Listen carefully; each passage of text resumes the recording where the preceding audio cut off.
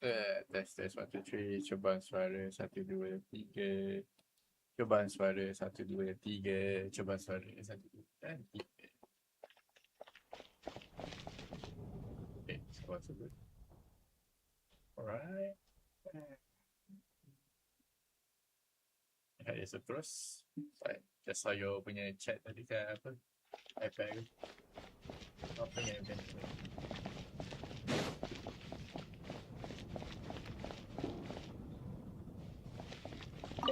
I need to think very hard about whether there's anything that ever needed hiding.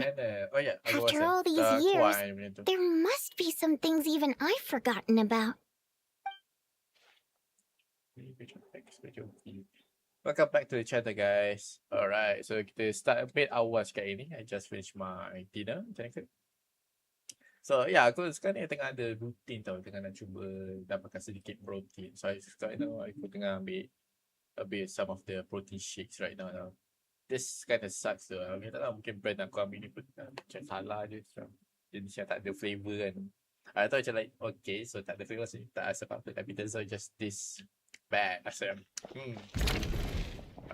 but eventually like actually you can actually buat je rasa by just tambah dengan coklat or something macam tu.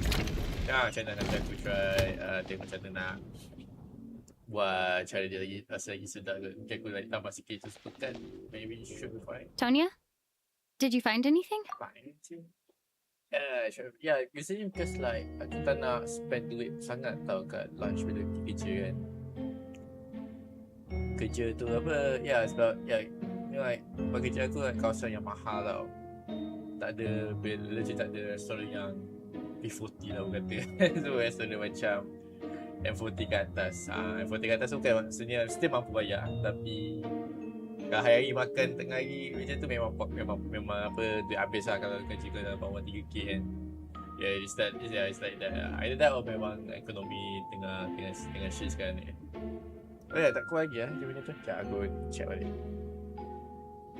Ya, aku try nak, tu one of the main reason lah aku beli apa protein shake. Sebab dia orang kata kalau kau beli protein shake dia macam apa kata boleh buat kau kenyang sikit tau actually. So maksudnya kan aku technically aku tak perlu keluar makan tengah hari, aku just like minum. Then hopefully aku stay kenyang at least for 3 to 4 hours should be enough for me to like apa stay kenyang. Malam tu aku makan nasi kat rumah, aku just masak kat rumah macam tu lah. One way yang apa kata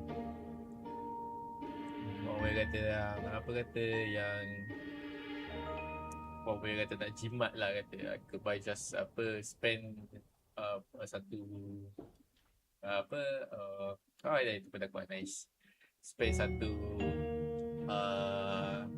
amount untuk tahan sebulan to just replace my lunch je. Tapi bukan maksudnya aku tiap apa hari aku akan buat macam tu. Maksudnya aku macam ada masa aku akan makan kat tengah hari bila aku macam rasa nak makan nasi aku makan je lah. Tapi like in terms of macam everyday macam tu macam hari-hari apa macam most of the time mungkin aku just nak pakai macam nasi just nak kenyang saja macam tu je kan. Not yet. Still looking. So Anyway, jom kita continue the story. Are we supposed to be looking for something paranormal? I think I'd prefer teaming up with you than looking around on my own. This looks like somebody's notebook. Shall we read it together? Kita tak mahu diary tu.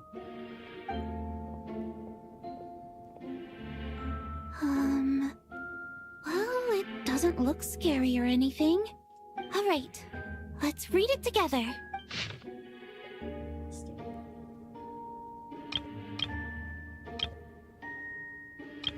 Is this or that punya diary? Okay. This has to be Vodyanitsa's writing, surely. Maybe it's a little rude for us to peek at this. I feel like I just read someone's secret diary by accident. It sounds like she's writing this for her parents, right? Because her water imp parents belong to the aristocracy, who were driven out of Snezhnaya by the Tsaritsa long ago. And now they live somewhere new, where the postman can't get to. I can explain. We're sorry. It's fine. My fault for not storing it properly. I can't leave things lying around and expect them to get ignored when everyone's scouring the place for clues. All right, give me my notebook back. I'll take over the investigation in this room.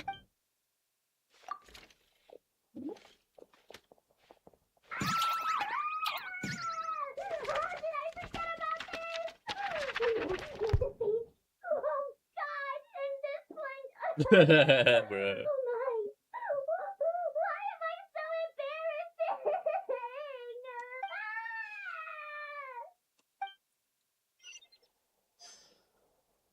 I can't really read the whole book then. Good. What's that? Valeri, come take a look at this. What's that? You too, traveler. Some sort of notebook. I don't know. What is it for? It's the on-duty logbook for the theater. Coolish was the main person to use it. He mostly used it to record any unusual incidents during a show, audience numbers, exit times, and so on. Yes, he'd always have this logbook with him when he checked tickets at the entrance. This should confirm a lot of key details about the recent show. So, you find anything unusual? Yes. The number of people. I've checked and double-checked, but the numbers just don't match what's recorded in the logbook.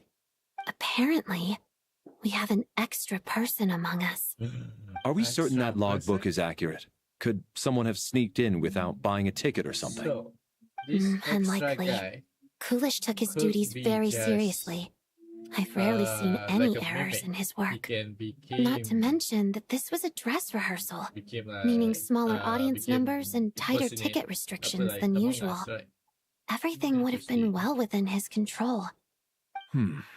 We no longer have our tickets with us, do we? They got collected on entry. I assume there's no way we can check them again. Unfortunately not. The theater recycles tickets. Once people are in the door, they don't tend to leave until the show ends. Still, I'm inclined to believe that this discrepancy in the head count is significant somehow. Did an extra person just materialize out of thin air?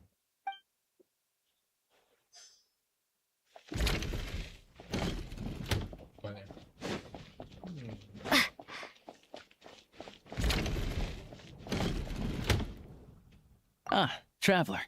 Since you're here, come take a look at this. Alosha found it. We're both curious to hear your perspective. It appears to be an investigation report.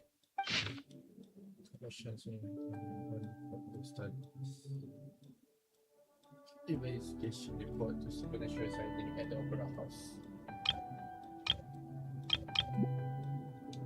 An investigation report, huh? Looks quite old. Huh. Oh, Sumeru. This person's name looks to be of Sumeru origin to me. What? The theater manager must have hired an investigator once specifically to look into this issue. But it doesn't look like anyone ever looked at the report. Presumably, the manager wanted to know if the supposed haunting was dangerous, while also being fearful of word getting out in case it affected the theater's business. Anyway, the bottom line is, the haunting is actually real after all. It's caused by an obstruction in the ley lines. Is there any chance this is the key to finally making some progress with the murder cases? Leyline problems are pretty unexceptional to me by this point. And while it certainly offers an explanation for the ghosts, it's hard to imagine what connection it could have to these two murder cases. Some of the language that appears at the very end of the report caught my eye. Angel civilization, ley line renovation? My area of research doesn't touch on any of that, so it's completely outside of my wheelhouse. Huh? A piece of paper just fell out from the report. It landed right by your feet. Let's see. Definitely see it. I just got goosebumps. How unnerving. It was tucked inside the report, so death is near. Is that supposed to be what's going on here? But if so, how did the author foresee it? Maybe things are more complicated than we thought. No, wait a second. If we take the report and the note at face value, they completely contradict one another. The report definitively concludes that the hauntings in the theater are harmless and cannot affect the real world. The question is, what exactly does the note mean by death? Is a disturbing our situation. The various ways we could interpret this keyword lead in completely different directions.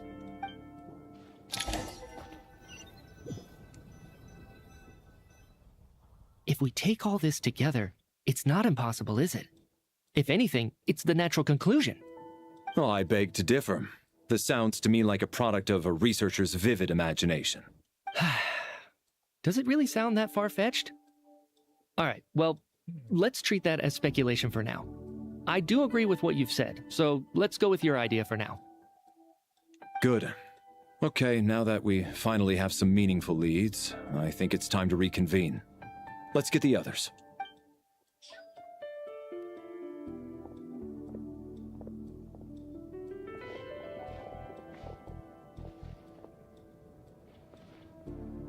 So, that's about everything we've discovered so far. I'll share my theory first. Based on what we've learned from the logbook, I believe the extra person among us is most likely the killer. If the killer had simply bought a ticket, it would have greatly increased the risk of their identity being exposed. I expect he or she either hid in the theater ahead of time, or found a way to slip past the ticket inspection. They then blended in with the group and waited for an opportunity to strike. What about the note found in the investigation report? The killer may have simply planted it there as some sort of sick joke. I've seen my fair share of psychopathic killers. So, it has nothing to do with the haunting of the theater after all. This theory makes sense to me. If we have an audience member unaccounted for, chances are they didn't come here to watch the show. Could it really be that simple? So, in other words, all we have to do is find out who got in here without a ticket, and all our problems will be solved? Then let me make one thing clear. All the theater staff should be well aware that I came here for the rehearsal legitimately. Yes? There's no... It's true. I hear you used every trick in the book to get a hold of that ticket, too. I most certainly did not degrade myself in such a way. Probably a stupid question, but I might as well ask. Did anyone here get in without having their ticket checked? Guess it was naive of me to expect them to just admit to it. Especially after the unprompted Lelic reveal. Once was already a miracle. Twice would be unfathomable. The ticket is...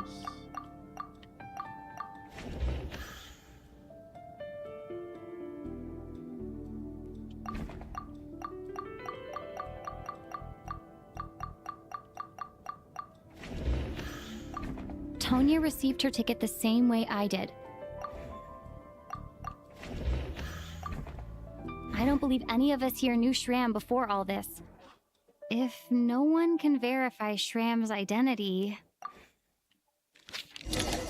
Mr. Shram, did you really go through the ticket inspection to get in here? Huh? Me? Why am I being singled out, my friend? It's not that you stand out as suspicious, more that everyone else has been ruled out as trustworthy. Okay. Well, we spent the best part of 2 days together now, so I'm sure you can all tell what kind of person I am. Yeah, I have no doubt that you're a good person. But the problem is, none of us here actually know you. Although, actually, what was it you said last night? Yeah, you're friends with that water imp, which is why you understand our primary mode of expression. Last time I checked, there were barely any of us remaining in Snezhnaya, since most of the water imps left. Could you tell me a little bit more about your friend? And I suppose it's also kind of a way for everyone else to get to know you a little better. Good grief. Are you blushing? Pull yourself together, man. Stop giggling like a teenage boy. It's revolting. Hey, revolting is a little strong. All right, fine. I'll admit it. Oh, okay. That water imp friend of mine, Why is blushing? the truth is, we're dating. I was just a bodyguard hired by our family. But the stars must have aligned, because sparks began to fly between me and their daughter. We don't need details. Just get to the point. Okay. I'm just a little hesitant to reveal her name, that's all. Even with me to protect her. If word gets out that she's dating a human, Both the Fae and human factions will give her a hard time. Really? Wait, no. That can't be. Huh? Shram, what the devil are you talking about? Hmm? Why is everyone looking at me like that? Surely you can understand where I'm coming from. Delicate times? Factions? Oh, he's from the past. Yes? You know, the Civil War? Last time I checked, the Fae and the humans were still at each other's throats. If I'm not mistaken, the last significant civil war in Snezhnayan history was over 400 years ago, when Her Majesty the Tsaritsa had just taken the throne and was consolidating her reign. What do you mean, 400 years ago? What's going on here? Is Shram from the past? All right, Mr. Mitya, you win this round. As far-fetched as it is, it appears that your theory may be correct. I'm just as amazed as you are. I didn't even believe it myself, to be honest. Is someone going to explain what's going on here? He's from the From past. the look on your face, you figured it out too, haven't you, Traveler? Ching. That seems to be the case. Shram's the extra person, but there's no way of learning his identity from this clue.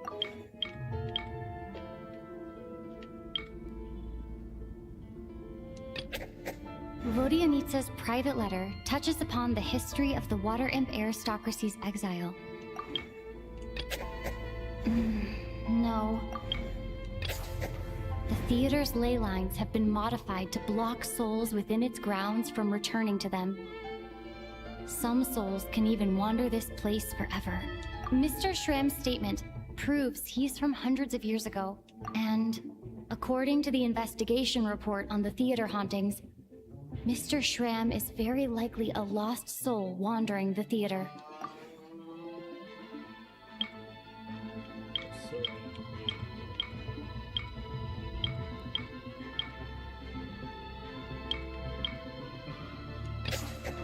For some unknown reason, the soul that has been wandering the theater due to the leyline issues has joined our group and blended in. Yeah, Man, we just that get must be really the screwed immediate up. reason why the ticket count doesn't match the number of people present.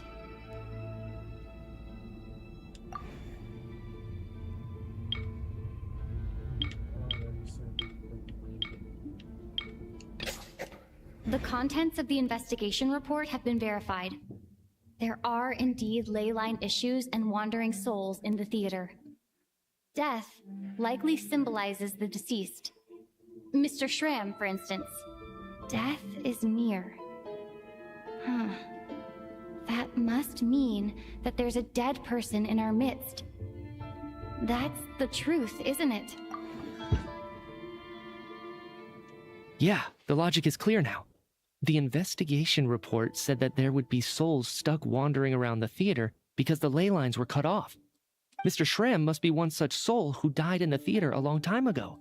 In which case, that also makes him our extra person. So when the note said death is near, it must have been referring to death as in the deceased, people who died a long time ago.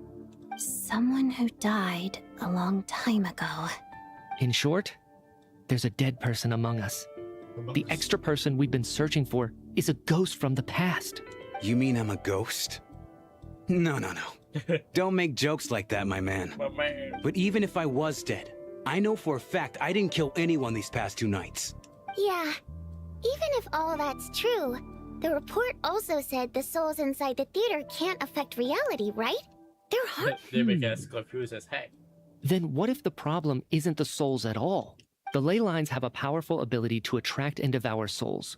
Let's say that the ley lines are like a black hole. Huh. Why does this analogy sound so familiar? What happens when the black hole can't achieve its goal? I'm only speculating here, but what if it ended up swallowing innocent souls by mistake, or intentionally taking other souls to compensate? That could explain why we weren't able to determine a cause of death. If you're right, and their souls were devoured by the ley lines, it does make some sense. It does seem to explain a lot of the things we couldn't make sense of.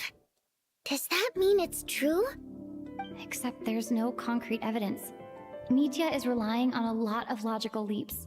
Still, it seems like the best explanation we have under the circumstances. All right, so how could Shram not know that he's dead? Seems a little unlikely that he hasn't noticed anything unusual even after several days interacting with us. On the contrary, it's perfectly normal for a soul to wander the theater for centuries without questioning their existence or reason for being there.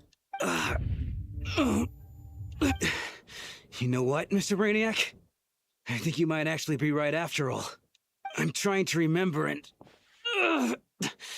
even though my head feels like it's going to explode, I think... it's all coming back to me.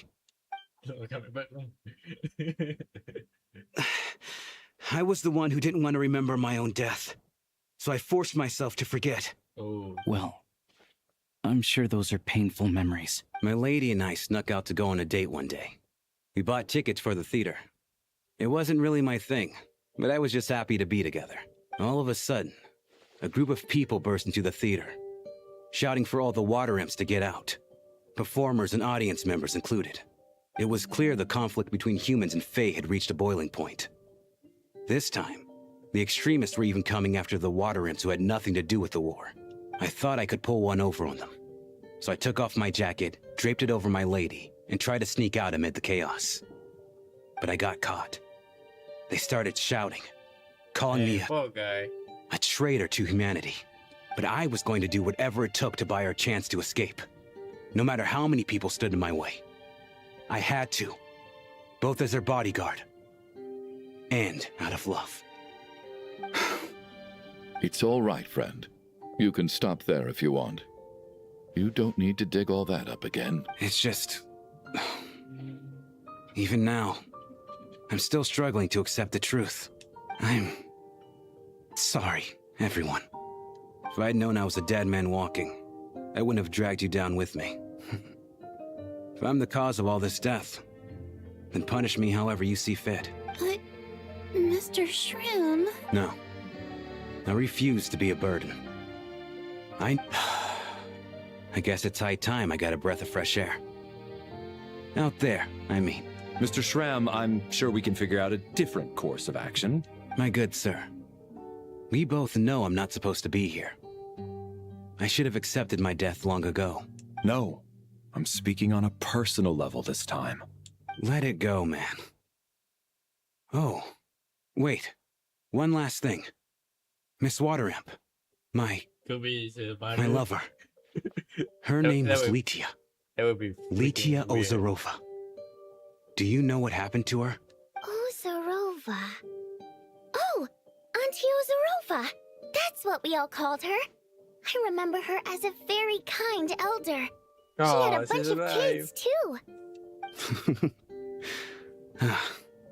I'm so glad she survived. And she had lots of kids? As long as she went on to be happy. Poor guy. That's all that matters. Should be sad though. Besides, I'm dead.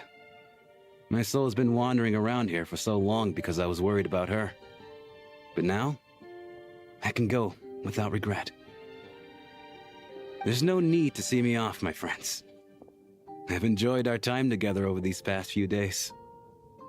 Perhaps we'll meet again in the next life.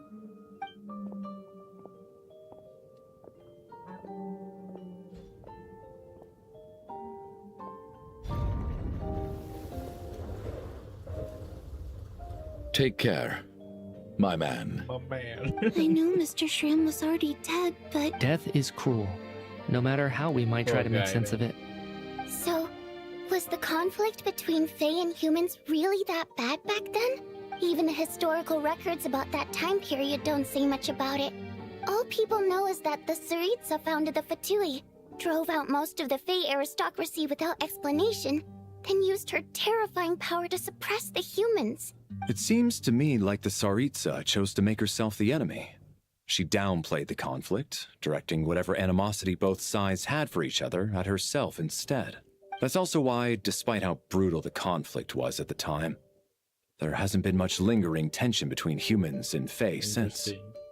Things have been fairly harmonious for the past few centuries. So, the Tsaritsa banished the Fae, To protect the Fae living in the city?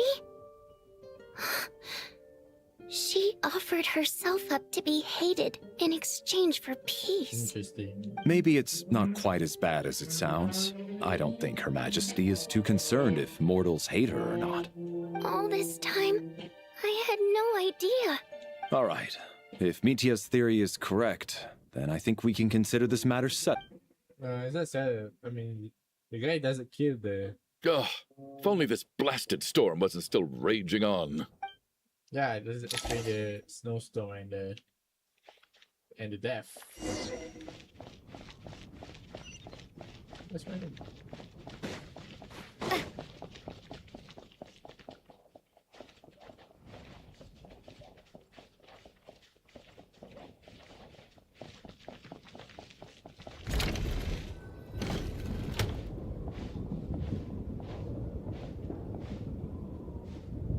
Looks like now we can just rest until the snows. I still can't believe Shram turned out to be a ghost who'd been in the theater for hundreds of years. Knock, knock. Okay, that's a big ass door. Knock, knock. Who's there? You know the door isn't closed, right? Think of it as a signal then. When I'm entering someone else's room and I knock, I'm here as Odette. If I don't knock, it's Lelek. Thanks. So, why did you come to find me? Is there something I can help with? Vodyanitsa said you knew about my secret identity from the start. But when everyone was discussing who Lelek could be, you were worried that revealing what you knew would be unfair to me. So you kept it to yourself, right? Yes. I'm extremely grateful for that. There you go. It's nothing. Now the wife I mean, you didn't hold what happened to the Senora against me, so... Actually, there's something else as well. I found myself in a situation similar to the one you were in when you helped conceal my identity. So I thought I'd come and ask you for advice. What's the situation? It's about Mitia. Okay. Before all of this, the last time I saw him, he was dead. What? As I'm sure That's you know, another plot twist. my goal as Lelek was to stop Project Stuja. Well, when I found out the tech lead for the experiment behind Project Stuja was Mitia, I immediately started planning to track him down and threaten him to back out. I often saw him around the theater, but I soon concluded that making my move there would risk exposing my identity. So I decided to infiltrate the Armory Palace and go directly to his lab. That way, the threat would be much more effective. Okay, now the plot is really thickens. Well, I suppose there was a bit of luck involved. But I am a Fatus, so I already had some familiarity with the building's layout. But when I finally made it to his lab, Mitia seemed to be dead. I checked his breathing and his pulse. He had no vital signs whatsoever. I'm certain of that. I thought maybe another anti-Project Stuja activist had beaten me to it, and chosen a much more brutal method. So I made myself scarce. That's why you were so on guard around Mitia that first night here. Yes. When I saw him sitting in the audience during the performance, I could barely contain the shock. The bro's dead? To me, it was a miracle. Somehow, he'd come back from the dead. But then, the murder started happening and things got so complicated that it wasn't really at the front of my mind. That is, until Mitia himself said there must be a dead person among us. And yet, you thought that bringing it up right away would single Mitia out. Oh. Just like when everyone was suspecting Lelek. Exactly. I thought there could be something I was missing. Oh, yeah, guys. Besides, we soon figured out that Mr. Shram was a ghost. And we knew there was only one extra person. So we thought he had to be the one. Ah. But now it seems like there's another candidate. I understand why you kept it to yourself. There was so much information being thrown around during that discussion. So, what do you think we should do? Let me confirm one thing first. When was it that you found Mitia dead? Around a week ago. Sometime in the afternoon. A week ago? That's earlier than I thought. I saw him just a few days ago at a restaurant. That definitely would have been after you found him dead. He seemed completely normal to me. Chatting with Vojenitsa, trying to avoid Valeri. So he was definitely alive on that day. Here's a thought. The reason we even suspected a dead person could be among us was because of the problem with the theater's ley lines. But Mitya's death happened inside the Armory Palace. You're right. I guess he doesn't fit the profile of the person we were searching for. I think the chances of it being him are very low. Surely he can't have died for real in the Armory Palace. Unless what? Unless he really did come back from the dead. Bruh. You're right. Okay, how though? Do you think we need to disclose this to the others? Huh, what's this? A private my meet and greet? God. Where do I line up? That's not what's going on here. Well, I was just making the rounds. Thought I'd try to lighten the mood a bit. Vojenitsa's handing out food if you're hungry.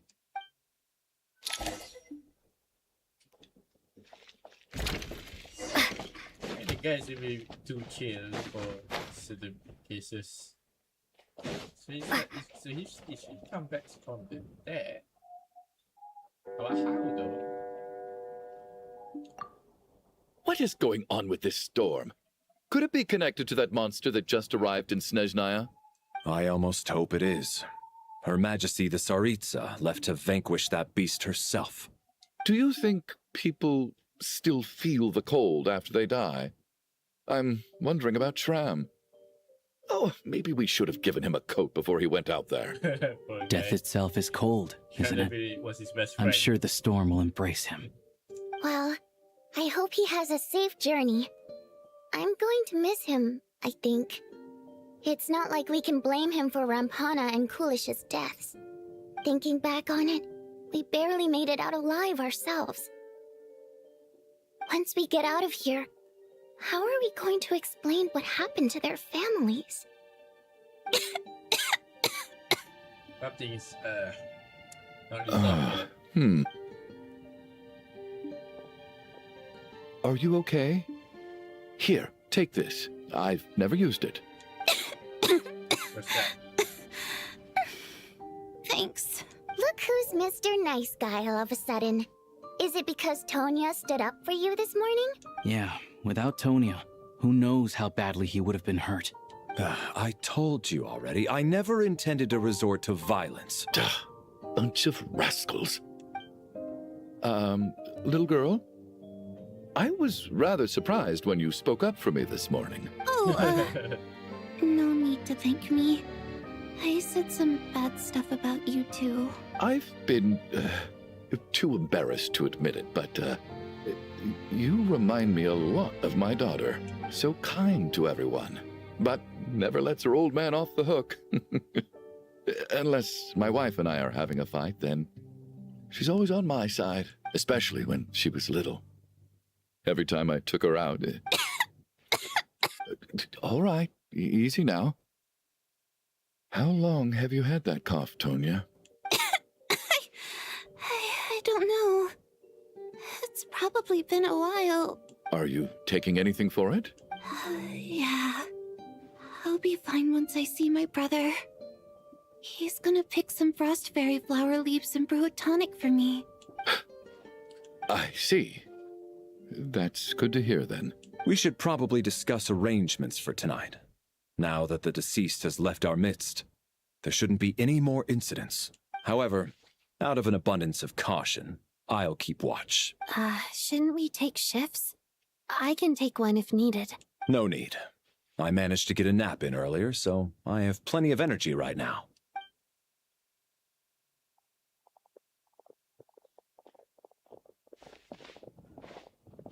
What a long day. This whole situation turned out to be way more complicated than I expected.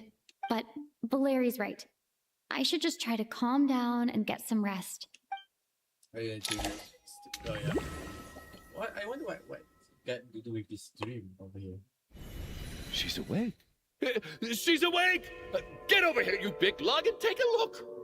If you must call me something, call me Mr. Door. Mr. The Door? Black Mist is coming. You need to go. Are you all right?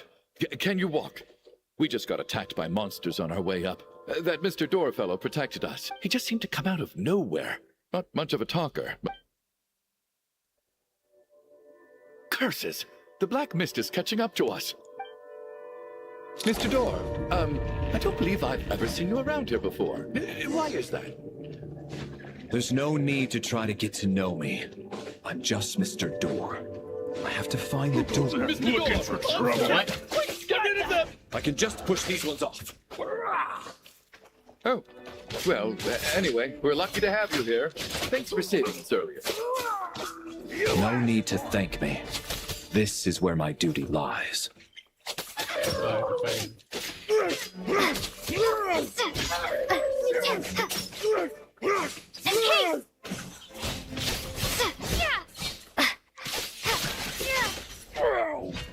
Mr. Door or Mr. White?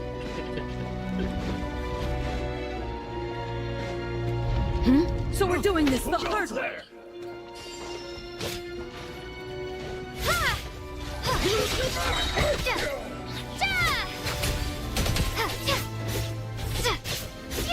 Watch this! Wow. Damn, sorry.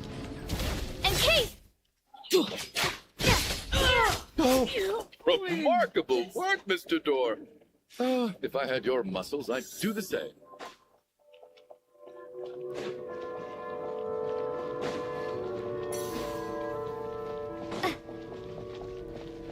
Are none of these doors the one you're looking for?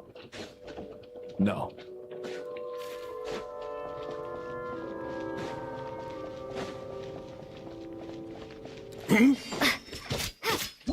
The heck is that? So we ask coffee.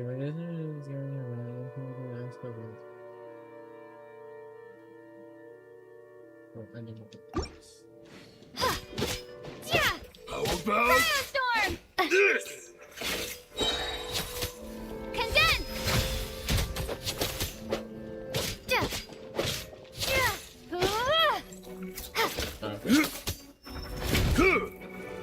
Slow ass.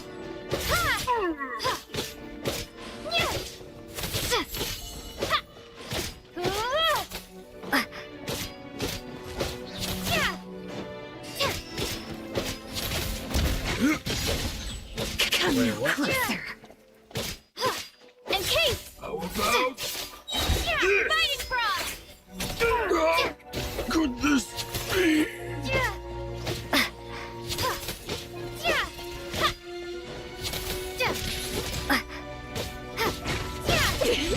Impossible!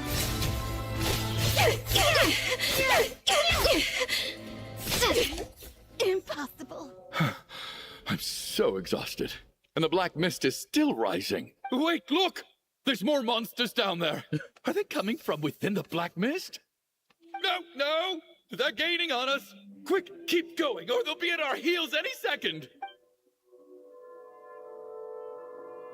Mr. Door?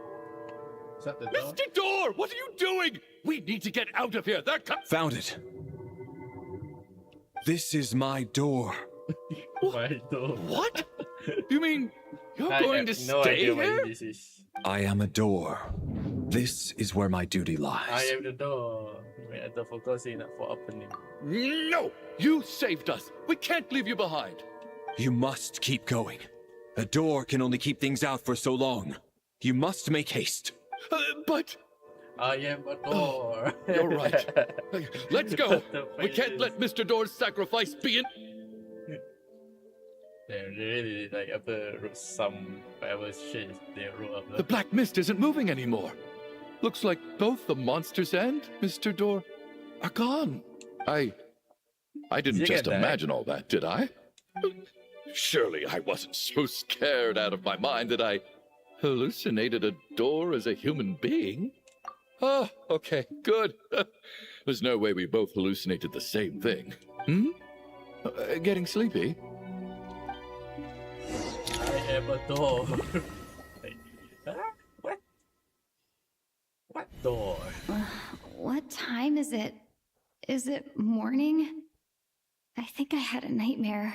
Oh, I guess everyone's still asleep. These past 2 days have been exhausting.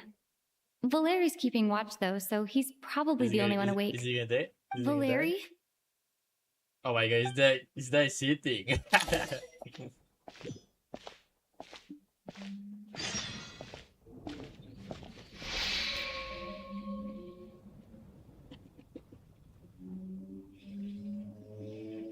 Wake up! Everyone needs to wake up! Oh god damn. He's dead! Bro, Just like the last 2 nights. No clear cause of death.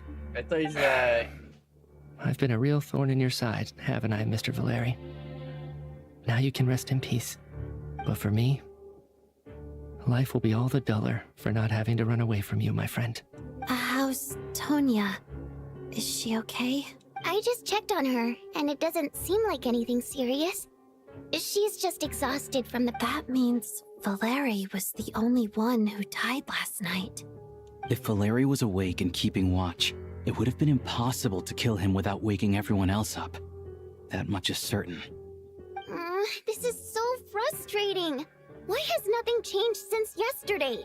I thought we already dealt with the dead person causing all this. Actually, one thing has changed.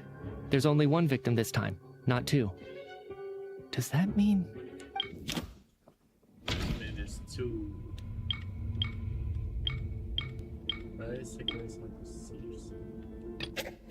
Can a death at night even be defended against?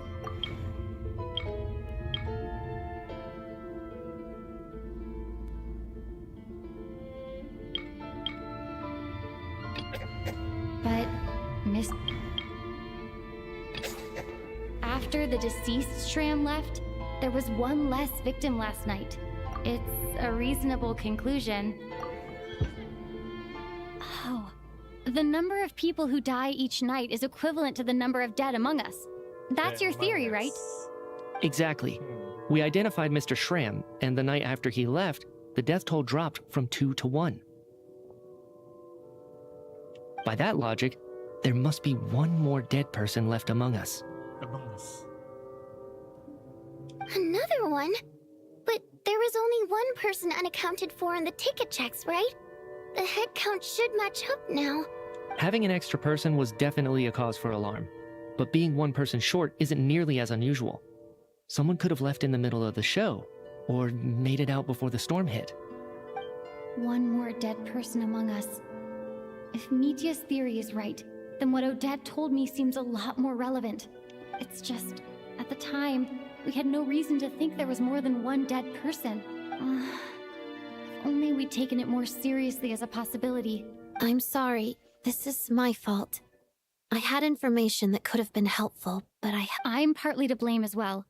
What is this about? What have you two been getting up to behind my back? Sounds like there's some big news you've been keeping from the rest of us.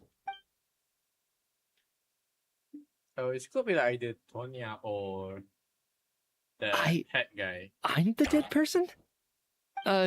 Wow. That's certainly news to me. Odette and I talked about it yesterday, but we thought it just wasn't possible, so we left it at that. Yeah, I don't blame you. If I'd been there, I probably would have reached the same conclusion. Let me just try and verify this. I just scoured my memories trying to think back to the afternoon Miss Odette mentioned, but I honestly have no recollection of dying. That's where I'm different than Mr. Shram. Having seen Mr. Mitya a few days ago myself, I also find it hard to believe he could be the other dead person among us. Well, if it isn't Mitya, then who? Do we vote on it? If you don't mind me asking, Traveler, I believe you mentioned that you know Tonya's brother. Had you ever met her before all this? No, never. Wait, are you saying... Now, just 1 minute. I know where this is going. You can't just randomly point a finger at anyone you want. You're in the hot seat, and all of a sudden you want to divert our suspicions onto somebody else? Is already Trying dead. to pick a fight, Mr. Chuganov? Whenever you open your mouth, all you do is attack people, and I've had enough of it. You little brat! Did Mitya ask about Tonya because he suspects her? I suppose I only identified her by age and nothing else.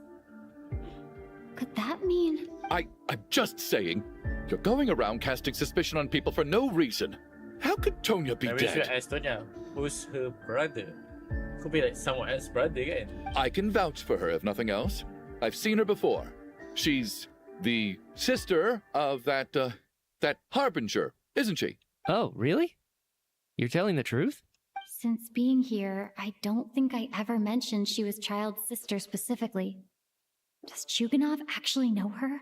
If Chuganov can vouch for her, then it can't be Tonya either.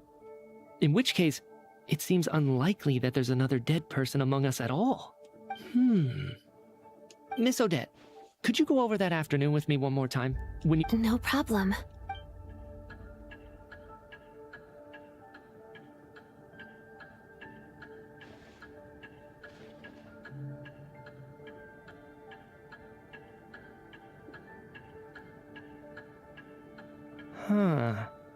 No matter how hard I try, I just can't remember anything about dying. Miss Vojanitsa, during our last meal together, I told you how some of the researchers were suffering from temporary memory loss. Do you remember that? Oh, yeah. Right. And even though I don't remember dying that day, I'm pretty sure I experienced something like amnesia. Some of my memories from that afternoon are missing. Are you suggesting you're missing the memory of your...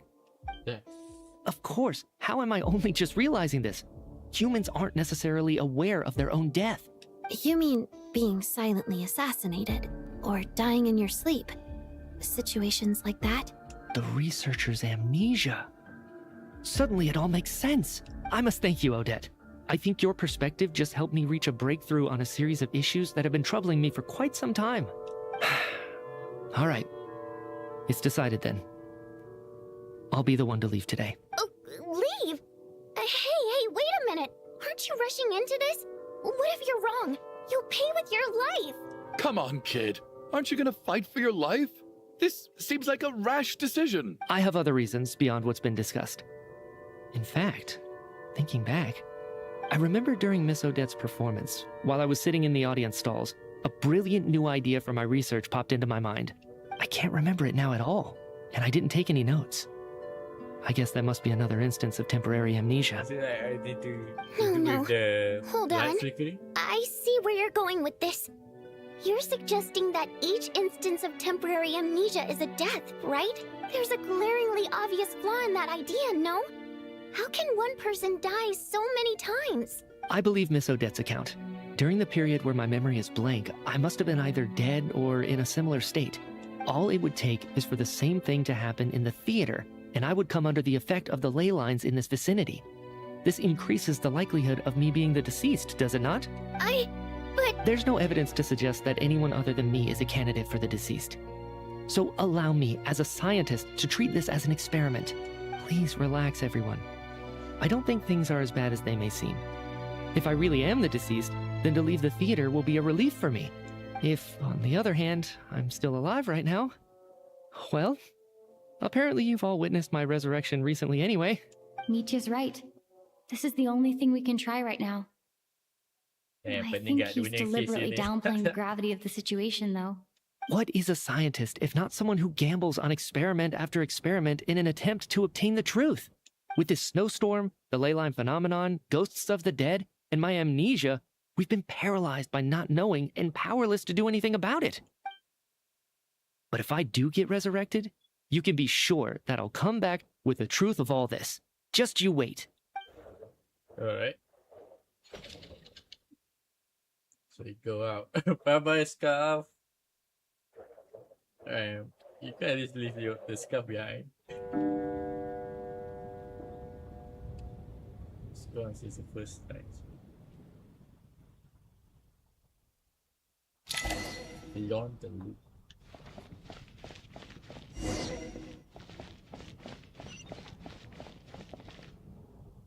Poor Mr. Mitya. I didn't even get to see him one last time. maybe it's a good thing that you weren't there to see it. I hate goodbyes. Why does it feel like everyone around me is slowly disappearing? Maybe it's the realization that, at the end of life, everyone has to face it alone. Come to think of it, the main reason we're still alive right now is pure luck. Each morning here, for every one of us, You could take it a step further and say that the same is true outside, too. If I make it out of here, I'm going to cherish every moment that I'm awake. Without regrets? I feel like a strange sense of anxiety has been quietly growing inside me over the last 2 days. Yeah. Are you okay? If something's bugging you, let's talk about it. There's only a few of us left here now. I have a travel companion named Paimon. Alosha and Odette have met her before. She's been feeling unwell recently. You're worried about her, aren't you? To be honest, I used to feel like I was just a spectator in this world, watching everything that happens from the sidelines. Maybe it's because I'm a descender? A descender? But with Paimon by my side, over time, I slowly felt my connection to this world growing stronger. She loves eating, sleeping, and having fun. Over the last few days that we've been apart, I've often caught myself wondering, what would Paimon say if she were here right now? But by the time I snap out of it, the conversation has already moved on, and I'm still in my own little world. I'm trying to overcome this sense of detachment, but I really miss Paimon. I bet she misses you when you're not there as well. I don't know if this will make you feel any better, but back when the water imps left Snezhnograd in droves, I also felt like the whole world was suddenly empty. I could be surrounded by people, all smiling and having fun. Later on, I started to think, maybe accepting the fact that our loved ones won't always be with us is something that takes a lifetime. All we can do is cherish their companionship from moment to moment. So, once we get out of here, you better hurry back to our side as fast as you can. Thank you. But Vodyanitsa, if you hate goodbyes too, why didn't you leave with your people? That's just the choice I made. I used to regret it, but I don't anymore. Like I said before, singing is a water imp's primary mode of expression. It's how we convey our emotions.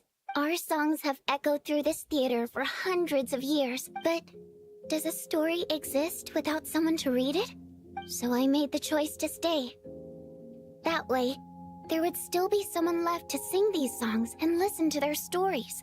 Could you teach me how to understand your people's songs sometime? A fan after my own heart. Thank you, Tonya.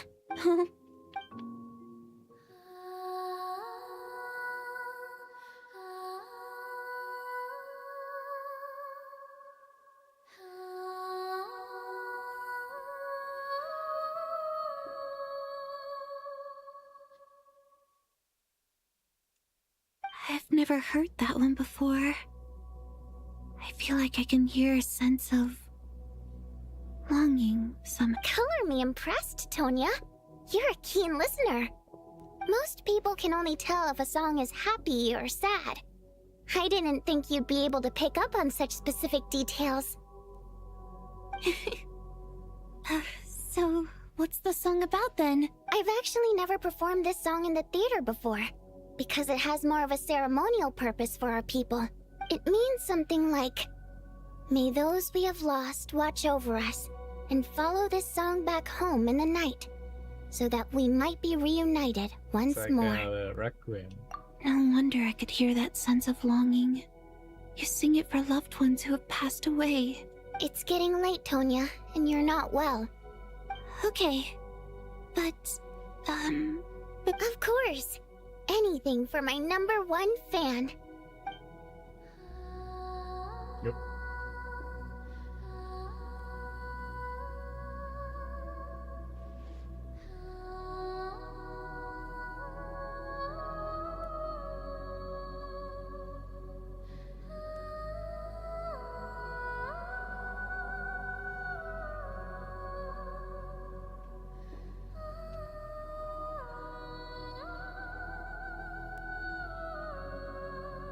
Once I get out of here, I definitely don't plan on ever coming back. But I guess that means I'll never get to hear Vodyanitsa sing again. That's a sad thought. before I fall asleep, I should cherish this moment of companionship while it lasts.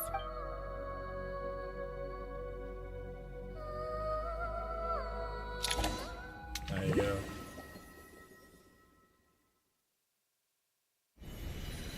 It's the door. Where am I? It's so dark in here. Huh? What was that noise? What the heck?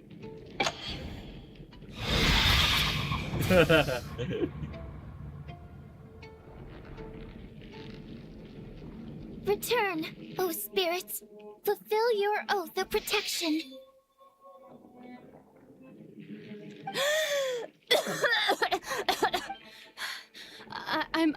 I'm alive? What just happened? No time for questions. Quick, over here. Turn on the switch. We need to...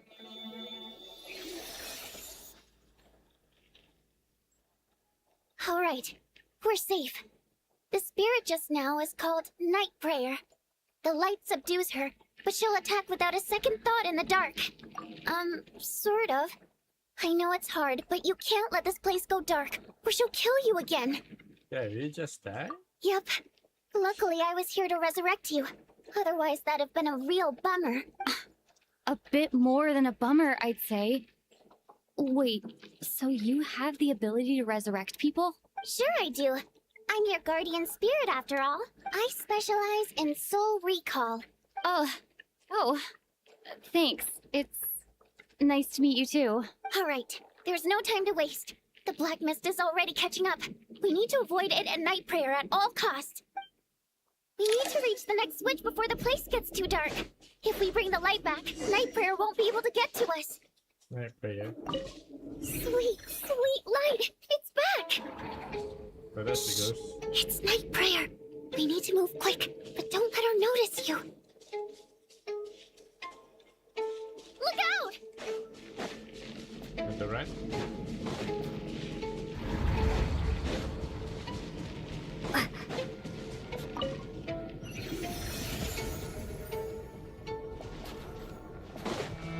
The Night Prayer. The next switch is over there. Why it's become a scary story now? The fuck? So now what?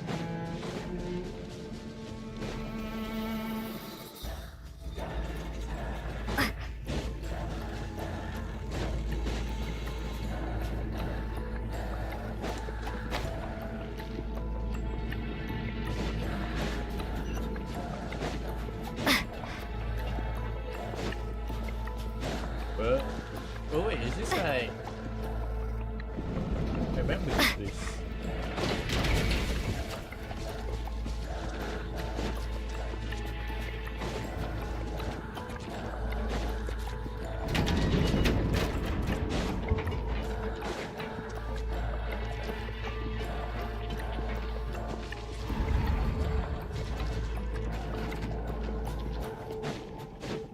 Oh, we gotta go through the temple. Just go up here, right? The switch is just up ahead. Hurry!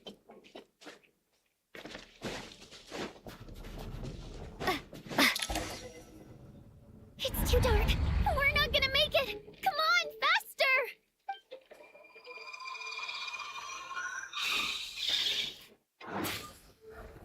Traveler! Traveler? I won't let you die like this. Not on my watch.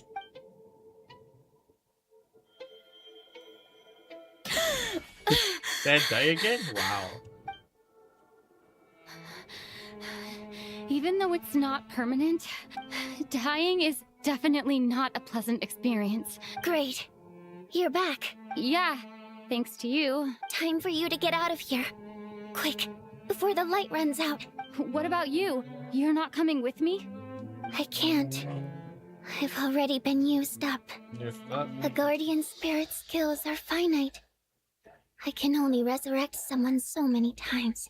I might not look any different, but my essence has been exhausted. I can go no further. The black mist is where I belong. Why didn't you tell me sooner? Because it wouldn't have changed anything. But Go. Now, before it's too late. I already hear Night Prayer approaching.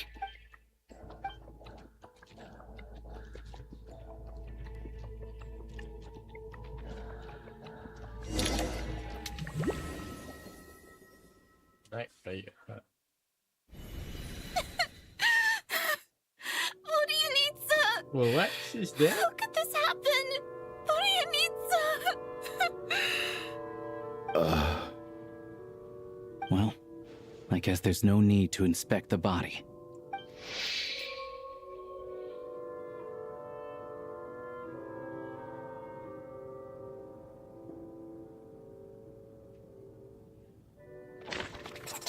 Oh, she's really dead. What? This wasn't supposed to happen. You lied to us, didn't you, Chuganov? Take a long, hard look at yourself before you go around accusing other people.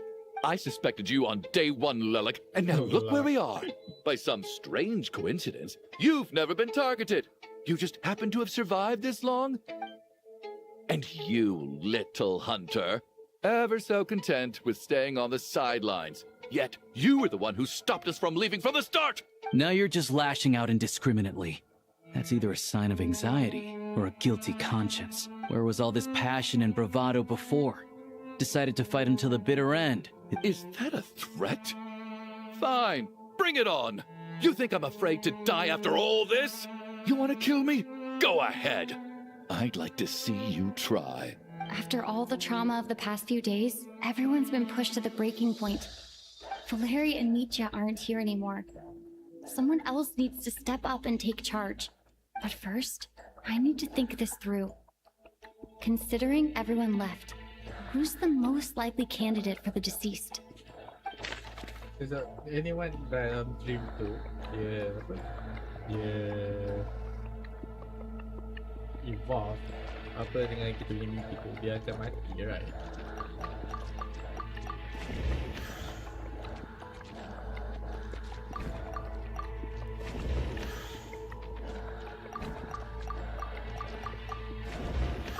She's been recently active at...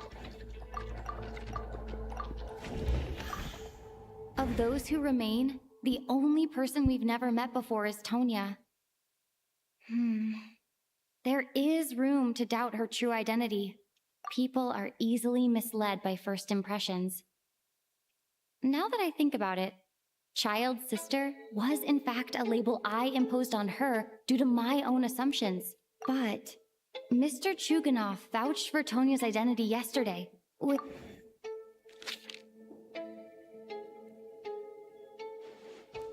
I mean, Tonya, already there? how's Tusser been lately? Tusser? Your brother Ajax must have mentioned me in his letters home, right? Did he say anything about a blonde traveler? No. I knew it. She's not. My brother's name is Razik, not Ajax. Chuganov, looks like it's your turn to do some explaining. Yesterday you said you could vouch for Tonya. Why did you give us a false testimony? I knew you were behind this, Chuganov. You've been lying through your teeth from the start. Everything about you is fake. Down to the wife and daughter you're always talking about. That night, when I infiltrated your place as Lelik, I noticed you were home alone. Didn't think much of it at the time, but thinking back on it now, that doesn't seem very likely. My guess is, you live alone, don't you? Right. Even that was a lie? But why would he lie about having a family? The curses! Oh, why is there no end to this blasted snowstorm? If it would just stop! I think I remember now. I know how I ended up here. It feels like a distant memory. But at the same time, it's just like it was yesterday. The reason I'm always coughing is because I got sick with frostbite. The locals usually call it the snow cough. It's not a very common illness. It's partly genetic and partly caused by the cold climate. But after a while, I felt myself growing weaker and weaker. So one day, I told my brother that I wanted him to take me outside for once, so things could be like they used to, just for one day. He agreed. He snuck me out of the hospital, and we escaped. We got to the theater, bought tickets, and went inside. It was... Oh, Tonya. When I woke up, I couldn't find my brother anywhere, but there's no way he'd leave me behind.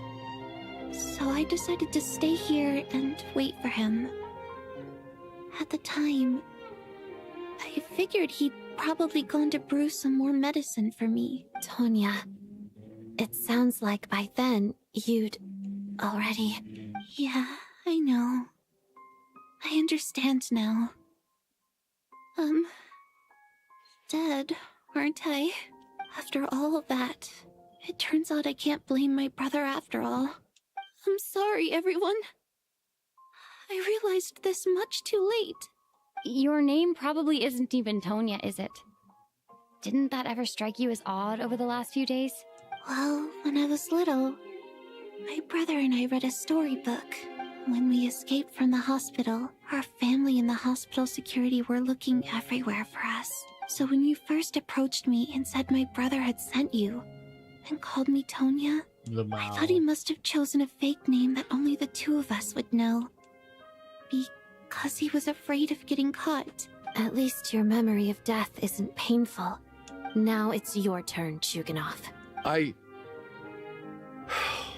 You're right. I was lying. I happened to know that the Harbinger child and his sister Tonya managed to get tickets, so I lied to you and pretended I knew them. And yes, I was lying about my family too. The truth of the matter is, I lost them a long time ago. My daughter's name was Iskra. And before you ask, yes, Iskra, as in Iskra Manufacturing Plant. She also died from the snow cough. I see. She was just 6 years old. If she were still alive today, she'd be around the same age as little Tonya here. After Iskra passed, my wife couldn't bear to face those memories either. One day when I came home from work and saw the empty room, I felt like I couldn't breathe. I soon discovered that this was the only thing that made me feel any better, so... Nothing more than a pathetic means of escapism, I know. So explain your false testimony, then. The night before last, when I was chatting with Tonya, she mentioned that her brother would brew medicine for her from frost fairy flower leaves. Combined with her various symptoms, I suddenly understood everything, including the fact that she was deceased. The snow cough used to be an incurable illness. I would pick frost fairy flower leaves to brew medicine for Iskra too. But the year after my daughter passed away, the jester of the Fatui announced that a cure for frost blight, also known as the snow cough, had finally been developed. It turned out that all previous treatments were completely ineffective. That was the final straw for me. I just couldn't take it anymore. Just one more year. One more year. So, more than anyone, I know full well that in this day and age, no one in their right mind would still be using frost flower leaves to brew Poor Miss Tonya, therefore, had to have been from an era when snow cough was still a terminal illness. So, you projected your daughter onto her? Even though you knew she was one of the dead? That doesn't make any sense. You knew she was already dead. What did you hope to achieve by protecting... I just don't believe in your crackpot theories. Nor do I approve of your actions. How can you just declare a living person dead and throw them out into that snowstorm? Nitya's gone. My good buddy Shram's gone. And now it's Tonya's turn, isn't it? The others I can make my peace with. But little Miss Tonya, here she is. I just want her to live. Once this snowstorm is over, the very moment it stops, I'm going to march out that door and find someone who can fetch the very best medicine for her. I'll be damned if I'm gonna let you cast her out into the snowstorm before I have the chance to cure her. Not again. I guess not this time. Time. Not when the cure is right within our grasp. Mr. Chuganov, stop. I can't let you do this. Tonya. By the sounds of it, you've known I was dead since the night before last, right? I really liked Mr. Valeri, Mr. Mitya, and Miss Vodyanitsa. And now they're all dead because I'm not happy about that. No. Listen to me. I want to save you. I do. Well, at this point, I'm quite sure that I'm dead. I don't need to be saved. Despite all the bad things that kept happening, I got to meet so many interesting people since the day I escaped that hospital until I'm very fond of you all. And that's why I'm not fond of you at all, Mr. Chuganov. It's them that you owe an apology to, sir. Not me. Well then, I suppose this is it. You're leaving already? It's still early. No, thank you. Oh, and by the way, my name is Patashka. It was nice meeting you all. Feels strange that we're only being properly introduced now that it's time to say goodbye. Patashka.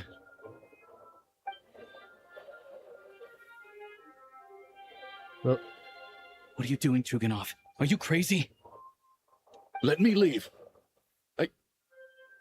I can't keep lying to my... In your dreams.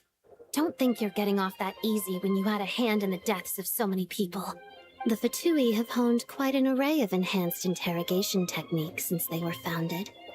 Once we're out of here, Lelik will personally give you a taste of every last one.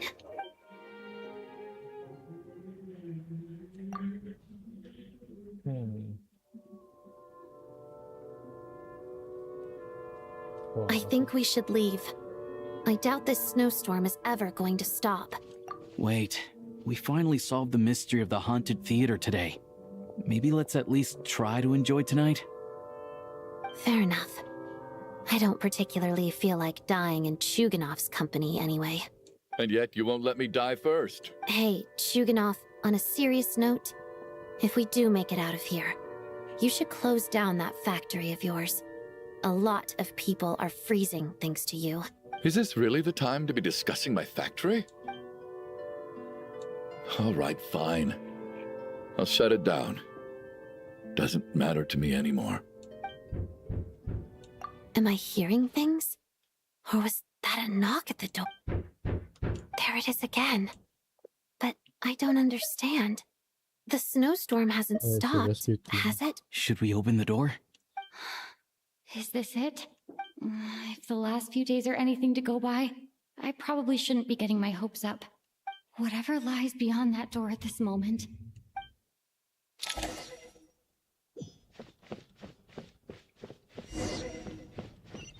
Open the door. Alright, let's see. Chapter.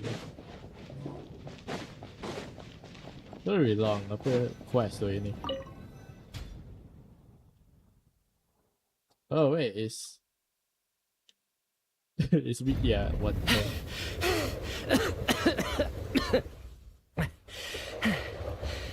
Hey everyone, I'm back. How are you doing?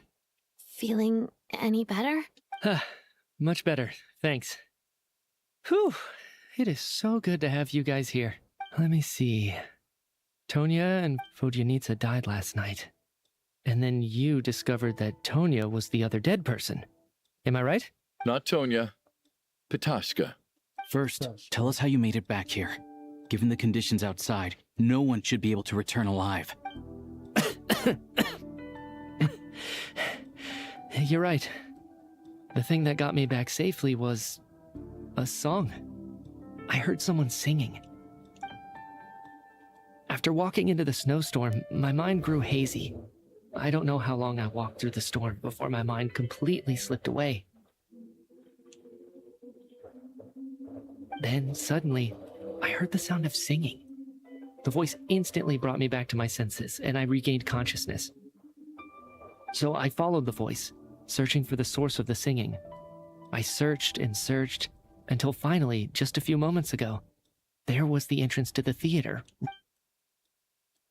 I've actually never performed this song in the theater before, because it has more of a ceremonial purpose for our people. It means something like... That must have been Vodyanitsa's Requiem. Who knew it actually worked? That song is meant to guide the souls of the dead. Mitya, that must mean that you... Huh. No kidding. Huh, seemed like I guessed right then. This is what I've been so desperate to tell you about. When I first stepped out of the theater, I was still quite lucid. My memory of it is still pretty intact. I remember the outside world being completely different than what I'd expected. It was like this was a world where only the snowstorm existed. There wasn't a trace of any humans or buildings ever having been there. I don't know how else to describe it, except to say that it just didn't seem like the real world. And as for the Requiem, if I was guided here by Vodyanitsa's song, it can only mean that I must already be dead. And this is my soul, not my body. But I didn't experience a clear moment of death while I was out there. Nor do I feel any different now than before I walked into the snowstorm. You don't seem any different to me either. In fact, this is something I've been wondering about. Both Shram and Patashka were clearly deceased, and yet their souls didn't look or feel like ghosts at all. They were visible, tangible. This raises a truly terrible thought. Is that really what Mitya is suggesting? Okay. You're inside a tree. That could be. Okay. Right. Dreams can't explain everything. The Requiem calls to the... Mitya's soul was summoned back by the Requiem, confirming that he is indeed already dead. And yet, he looks no different from us. Of course, if even the long-deceased like Mr. Shram can blend in with us undetected, then maybe we've all been dead from the very start. And all of us are now souls wandering the theater.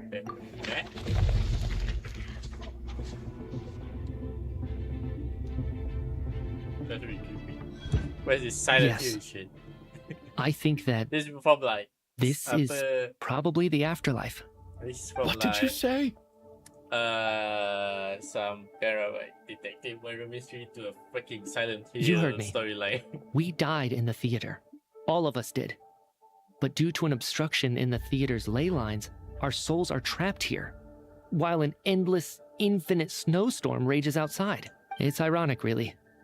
All that time, we were working so hard to figure out who the deceased among us were, when the truth was, we were all deceased. Do you remember that note, "Death is near"?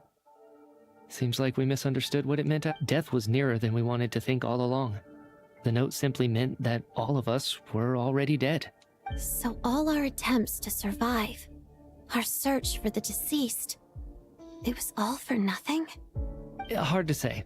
At the very least, we helped two lost souls find clarity and go. The presence of those two is probably what caused our souls to be drawn in by the ley lines.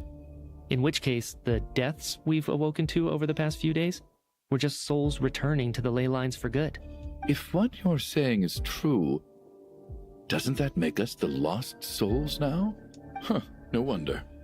This afternoon, when I was moving Vodyanitsa's body, I noticed that the other bodies in the room hadn't decayed one bit after... That's further proof that those aren't physical bodies at all, but merely our shells here in the afterlife. Am I really dead? This doesn't feel real to me at all. No, that's impossible. This cannot be how it all ends. I still find it hard to believe that all of us are dead. How exactly did we die in the real world? None of us have any memories of dying, right? Not even knowing how we died is preposterous. Good grief. Exactly. It's hard to rest in peace when you don't even know how you died. It gave me lots to think about as I strode out into the snowstorm. I racked my brains trying to remember the cause of my death, the exact moment I died, the root of all of this. right up until my consciousness faded. Wait. Hold on. Right before I lost consciousness, I think I saw something. I can't remember. And I think I lost my notebook and pen. Mitya, your hand. Is that blood on your fingers? Blood? What? Huh? You're right. There's blood on the fingertips of my right hand. Oh, looks my like God. it's already dried. When did that happen? It's the fucking What the? I guess this was what I saw. I must have desperately drawn it in my own blood right before losing consciousness. What's wrong? Do you recognize the symbol? The ruler of death. It's Renova, the ruler of death. What the fuck? If it's in this shit, wow, okay, Alosha, that's some. Do you still freaking... remember that Snezhnayan folktale you told me about? It was about the Grim Reaper. When someone's about to die, he appears as an incarnation of someone familiar to guide their soul into the afterlife. And as soon as you recognize his face, your life is over. I heard a similar tale when I was little. You think the Grim Reaper in this story refers to the ruler of death you mentioned? That's right. In which case, death is near could also mean that the Grim Reaper is here, disguised in a familiar form. Death, the deceased, and the Grim Reaper? When I first saw this note, I thought it contradicted the investigation report. But now it seems like that was the whole intention. So the Grim Reaper deliberately misled us. Then we started suspecting each other and... By that logic, the one person most likely to be the Grim Reaper incarnate is... Maybe it's Aloya?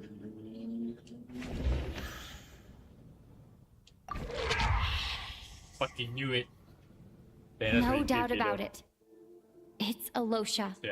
Looking back at how everyone has acted over the past few days, Alosha is most likely the Grim Reaper lurking among us. That's really creepy. Is it you, Alosha? You were the first to discover the investigation report, and you had plenty of time to slip the note inside to mislead us. So? Surely you can't suspect me based on that alone. Because like, it's I think it makes sense because like he's the one who go out into the snowstorm first and then managed to come back later. Even though the first guy go out, dia hilang kan. What the hell, man? What if someone else found the investigation report first, slipped the note inside, and then put it back without telling anyone? There's no denying it. The note could easily have been slipped in much earlier than it was discovered. That's not all. I've also noticed that, although on the surface, Valeri, Mitya, and sometimes I were the ones taking charge of the situation, looking back now, even though you didn't say much, you were always subtly guiding everyone from the sidelines. What do you mean? You were the one who emphasized how dangerous it was outside and insisted we all stay here. It was also you who suggested that we all sleep in the same place. And earlier today, you tried to convince Patashka to stay. I don't understand why, but it was out of character. So, you didn't understand my intentions, and now you're assuming the worst. Seems pretty unreasonable if you ask me. He still won't admit it? Fine. Let's see how he responds to the most damning evidence of all. The biggest question I have right now is, if the Grim Reaper is impersonating Alosha, then where's the real Alosha?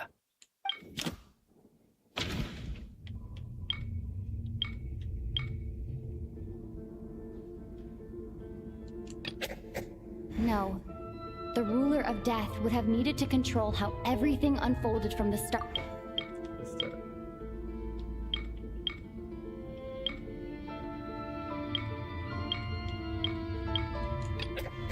No. That's right. This was the moment, right at the start, before any victims had even emerged. Alosha was switched with the ruler of death while That is really creepy though. Like, you're like spooky. When all this began, right after the performance ended and the snowstorm began to pick up, no one suspected anything unusual. We just assumed we were snowed in. It wasn't until we discovered the bodies the morning after that we realized something out of the ordinary was going on. But it's clear now that the oddities actually started earlier than that, when Dimov walked into the snowstorm and never came back. Right. So Mr. Dimov was the first victim, not Sobolova and Torgov. And if we pinpoint that moment as the beginning of this incident, then one thing becomes clear. Alosha, you are the only person who walked into the snowstorm and came back without the help of Vojanitsa's Requiem. More precisely, Alosha never came back at all. The one who came back was the Grim Reaper. Not bad. My God. Well, since you've backed me into a corner, I suppose there's no point in keeping up the act anymore. Sheesh, that's so creepy, man. Alosha? You're the Grim Reaper? I am no such tired cliché. Mortals should address me as the ruler of death. Before being wiped out for good, you identified the two deceased, and even sensed my presence. A commendable achievement.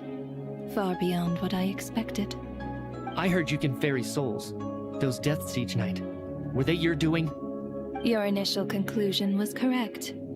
Due to the existence of the two deceased, the ley lines yearned to reclaim those long-lost souls. Every night they devoured an equal number of souls to fill the void. This required no intervention from me. Though, of course, ferrying souls is indeed my authority. Here, take a look. Whoa, what? What are you doing? That takes care of today's two. Don't get so worked up. You are already dead. What the and your fuck? souls must return to the ley lines. Hey, yo, run over. I What know the we're hell, already man? dead. You murdered us, didn't you? Murdered? No. Murder is when mortals usurp my authority. Death is my jurisdiction. If I require someone to die, I need not resort to such laborious methods as murder. Yeah. You simply met the criteria to trigger my curse of death. Okay. I know about the curse of immortality. So there's another death-related curse too? You cursed us? When? And why would you do such a thing? So often, humans pray to me, begging to know when their death will come, and what form it will take. But few people ask why. If you must have an answer, know that death comes simply because one's time has come. So you're not gonna tell us the truth? Hold your tongue. By all rights, you shouldn't even be allowed to speak with me. Those angels from the past are to blame for the reckless renovation of the ley lines here. It's made my work on this occasion infuriatingly complicated. Work? So trapping us here, making us watch our friends die, that's just another day at work for you?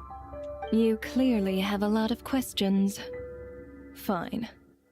As a reward for your remarkable accomplishments over the past few days, I shall answer a few of your inquiries, provided they aren't too unreasonable. After the physical body dies, the soul must return to the ley lines for that person's death to be considered complete. My work encompasses the entire process of death, including, naturally, the guiding of souls into the ley lines, with which you are now so familiar. You must also be rather familiar with Natlan's Night Kingdom, I presume? It was I who supported the creation of the Night Kingdom. It provided a convenient means of guiding the souls of Natlan. Here, too, the ley lines connected to the theater underwent some modifications. The angels hoped to make them capable of accommodating the souls of some special creations. But this actually hindered their ability to accept ordinary souls to some degree. This effect manifested itself after you died from the curse in the theater, leaving you stranded in the afterlife, unable to achieve a complete death. But if souls who die from the curse of death fail to return to the ley lines within a short window of time, they will miss their chance for good. Then, they will remain forever suspended between life and death. So if you don't resolve this matter soon, and see all our souls return to the ley lines before long, we'll escape your control. Mitya is sharp. This must be what Renova was worried might happen, and the reason she got involved to begin with. But if you have the authority to guide souls, why didn't you just show yourself and get it over with? Why hide among us in the form of Alosha? You seek to understand the mind of a god. Very well. I'll tell you. This is a theater, and I decided I wanted to watch a show about death. That's why I encouraged you to take the events to the stage. I found myself getting quite immersed. I suppose the entertainment you provided makes up for all the trouble you've caused me by being so defiant in the face of death. There. Are you happy with my answer? Can't say I am. Really? But it fits the stereotypes you humans have about gods. Just moments ago, you were complaining about how infuriatingly complicated your work here has been. Work is work, I get it. There are times when it's a huge pain. But you just have to get it done. Right? That's a rather unique perspective for a human. You are in fact correct. There is a pain point in this case. Due to the obstruction in the theater's ley lines, there is a hard limit on the number of souls they can receive each day, making it impossible for me to ferry all your souls at once. Revealing my identity too soon would inevitably have led to futile resistance, and there was a risk that any souls who chose to run would disappear. Then there was the issue of the 2 lost souls you called the deceased. The way you resolved that quandary was all part of my design. That's what I don't understand. If all of us were souls of the dead, what made their presence among us special? For centuries, they have refused to return to the ley lines, exploiting the issues created by the angel civilization to resist being drawn in. Centuries of obsession accumulated during this process. You may think of this obsession as the resentment of the dead. It reached the point where I could not afford to leave it unchecked. But the only way to fix it was to help them acknowledge their own deaths, make peace with their regrets, and willingly walk into the snowstorm. Only then, with my guidance, could they finally return to the ley lines.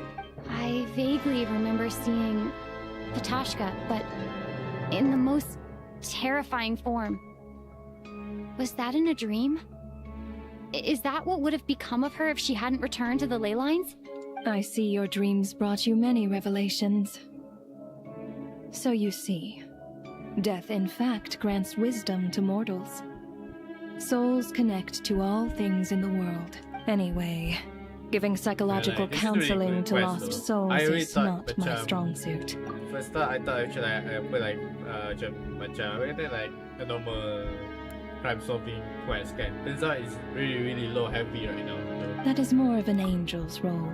Yes, but it was something I could not resolve directly using my authority. So I decided it was easier to leave the bomb defusal to you. Meanwhile, of course, their presence caused the souls of other members of your party to return to the ley lines each night.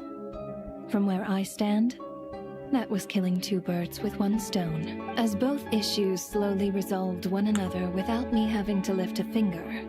All I had to do was stay close by and keep the situation under control. Then use my authority to wrap things up at the end. And, of course, while I was at it, I thoroughly enjoyed watching this drama, dealing with death from a mortal perspective, play out on the stage. Sounds like you had it all figured out, Grim Reaper. I just did the math. You said there's a hard limit to the number of souls the ley lines here can receive each day. It's 2, isn't it? That much is obvious, even to a fool. It's time to review this whole affair. If the ley lines can only take in 2 people per day, I need to go over the deaths from these past few... Okay, that's really creepy. Wait, what? Looking back now, none of us had the faintest idea at the time. From the moment the staff member named Dimov walked into the snowstorm, the incident had already begun. It was Dimov and Alusha first. Dimov? Where is Dimov? Foolish. Oh yeah, dia ni.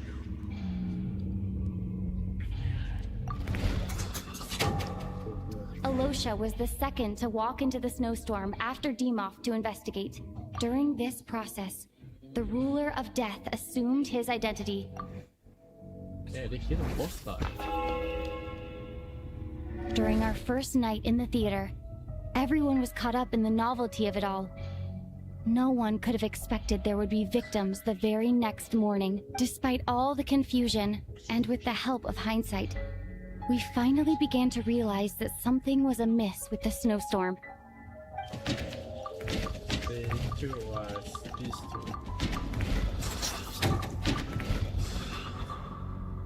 The ley lines devoured Torgov and Sobolova on the first night. At the time, we thought this might be a murder case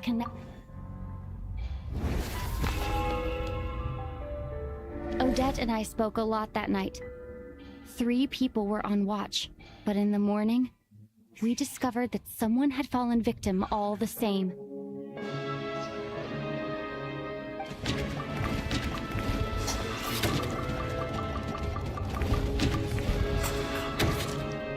The deaths of Kulish and Rampana caused everyone to stop suspecting Lelek.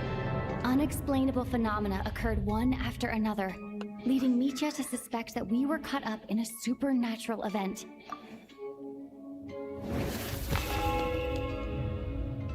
Later, we discovered that there seemed to be an extra person among us, and subsequently discovered the existence of the deceased.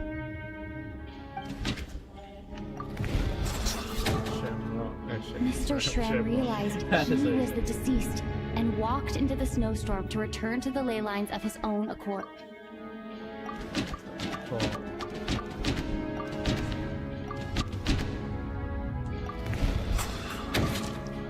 We thought it was all over, but Mr. Valeri's death was a rude awakening for everyone. Once again, the ley lines consumed him during the night. A lot happened today. Mr. Valeri's death led us to discover the connection between the number of deceased. The fact that there was more than one deceased seemed to bring us back to square one. Odette revealed some information she had been keeping to herself.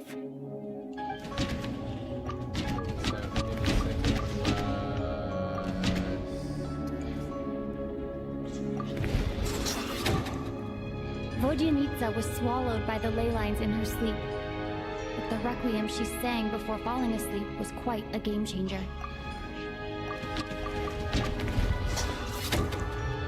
As it happened, Patashka filled the void left by Mitya's return from the ley lines by walking into the snowstorm this morning. The girl I thought was Child's sister, Tonya, turned out to be another of the theaters. Just come to think of it, Patashka was about to walk into the snowstorm at that time, and Renova, unaware that Mitya would return, was concerned that her soul would overflow from the ley lines.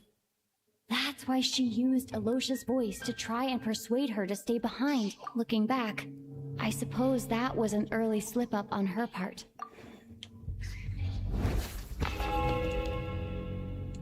No one could have expected anyone who walked into the snowstorm to return.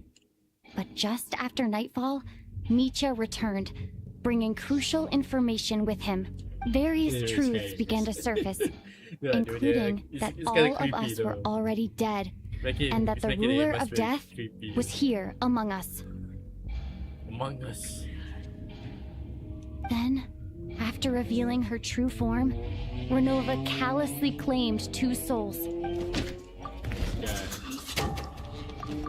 That- In fact, everyone was already dead by the time we took the photo. And in the days since, we've experienced many more partings in the afterlife. Now, only Mitya and I remain.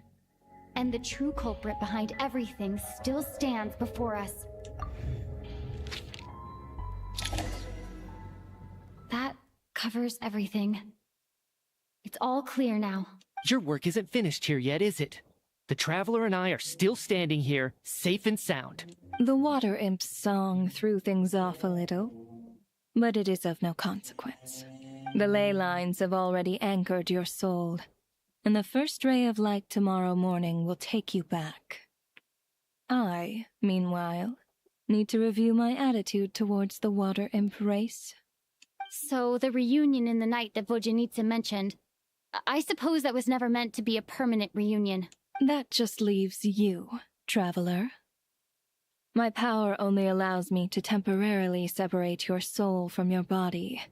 The ley lines of Tevat would not accept you, and your soul is firmly anchored to your body by your will, for a descender like you, who is not bound by Tevat's rules.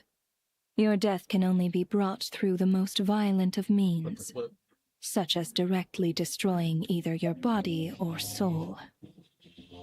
I have no interest in involving myself with descenders, for now. Although, this may change if Asmodee remains missing, or you insist on interfering with our affairs. One last question then. All our struggles and sacrifices here, they were meaningless from the very beginning, weren't they? Death abides no reason.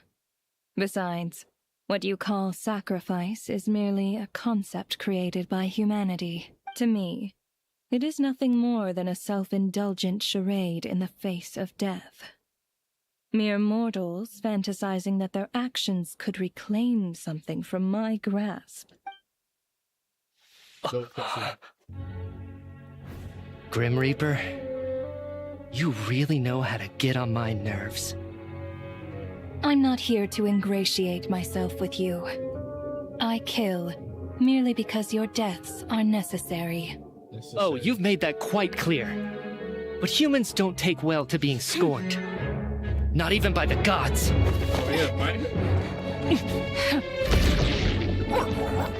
Oh, no.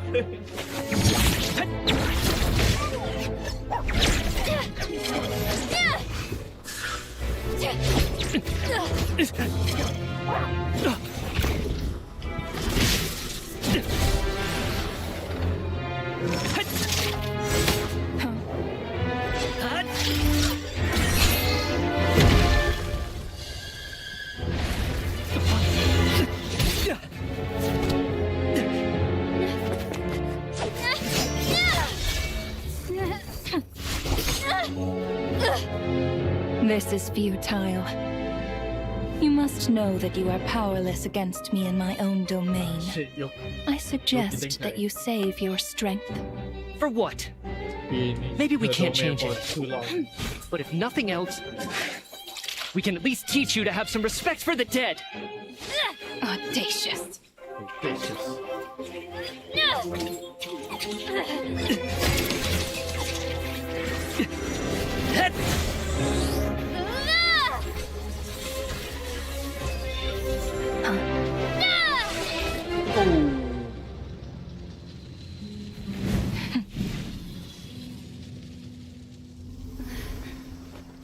Okay, now what? How are you get out of here?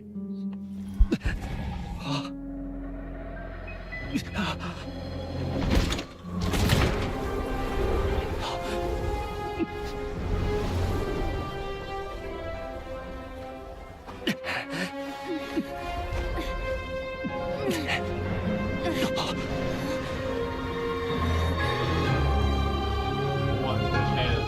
That's ridiculous.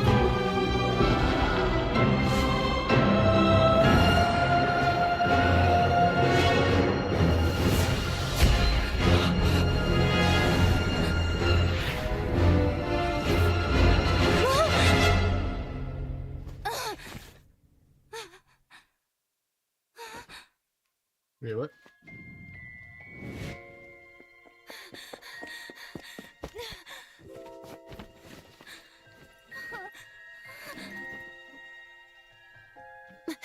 The hell happened?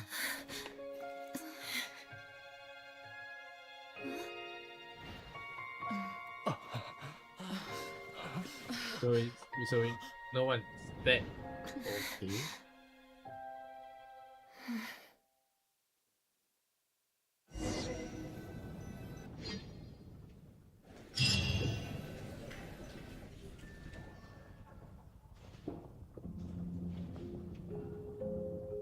How are you holding up, Odette? Yeah, that's really cool actually. What happened to me? How much do you remember? What do you mean? Is the performance over? I can't seem to recall what happened. Has Odette already forgotten?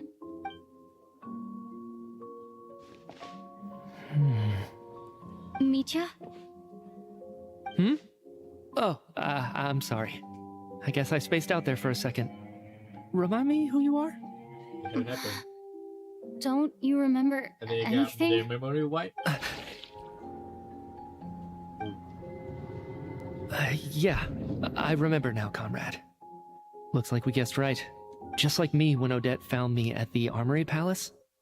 For some reason, everyone killed by the ruler of death eventually came back to life. Just with one catch. They forgot what happened while they were dead.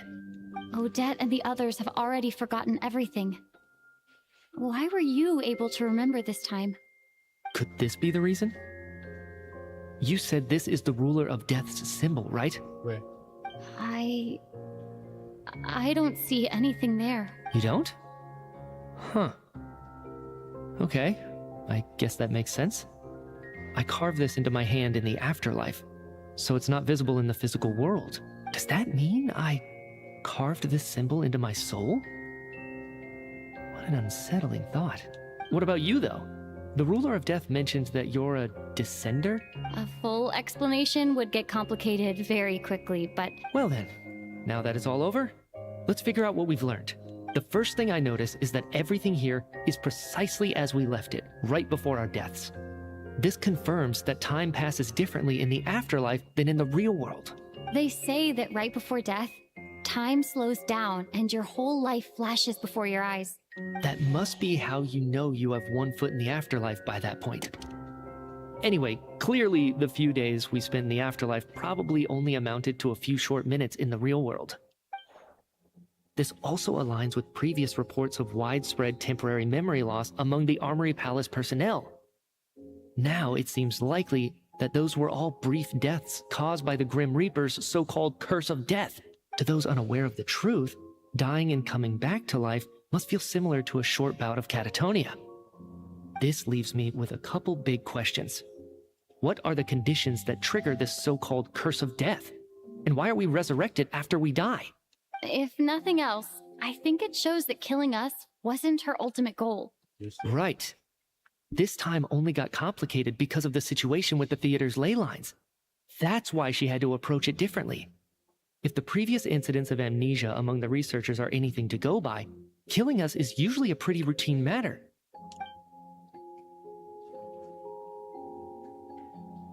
Come to think of it, wasn't I about to note something down before I died? I can't remember what it was, but I think it was something related to my research project. Sorry, Traveler. I'll catch up with you again later. Right now, I have to make a trip back to the Armory Palace. Interesting. Ma'am, if I may, no one of your description has ever shown up in my investigations into Mr. Mitya's friends. So no one knew who's Yet, Lelex. you two seem very familiar with each other. And, by the way, have we ever crossed paths? I can explain everything. Could you help me gather everyone in the theater in one place?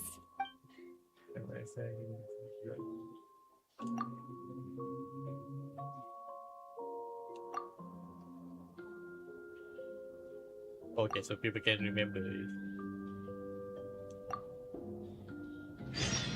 That's really cool, actually. That's really a unique side quest, though. Very So good way of... Juganov really is going to shut down the factory. I guess this theater incident actually did us some good after all. So, you said I promised to take you to the Armory Palace while we were in the afterlife, yes? I believe you. I think I even have a vague memory of it. I have to go back into your time. Agreed. Let's check in on her first.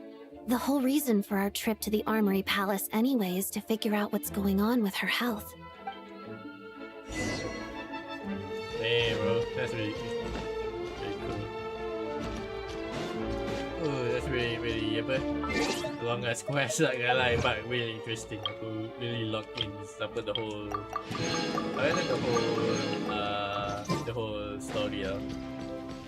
Pasal waktu mula tu, I mean in the first beginning it's like On me. Macam like a normal, normal side quest kan, macam oh it's just another murder mystery kan, semua tu yang mungkin ada kaitan dengan karakter the character the cool banner kan. But it turns out dia banyak main law dump kat Nova macam On me.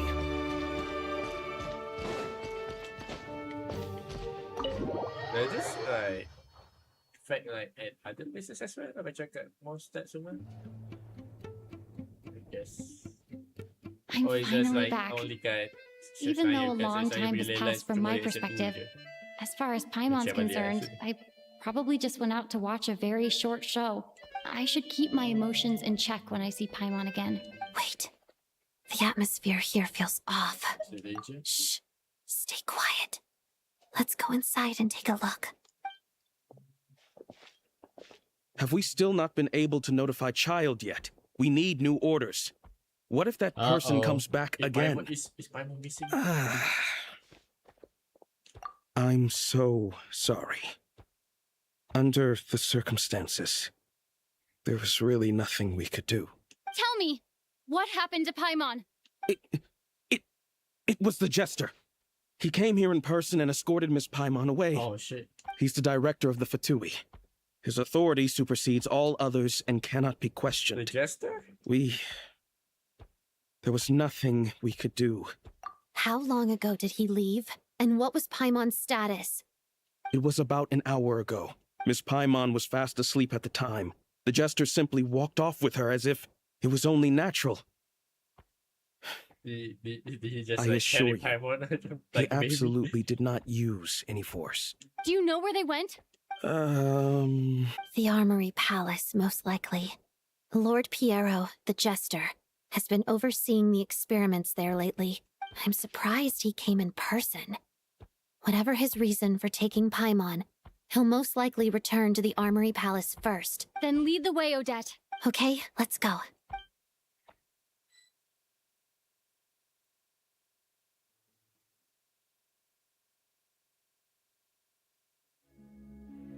It's just up ahead. Quick, let's get inside. No, I'll go alone. You know I'm planning to force my way in. You're with the Fatui, so you should stay outside. I was hardly planning on taking you through the official channels anyway. I'm here to force my way in, just like you. I may be a Fatus, but I'm also Lelik. Paimon's safety is paramount right now. With me around, you'll have an extra pair of hands. If you say so. Let's go. There's no time to hesitate. You need to say Paimon. So it's not over yet. Oh, cool.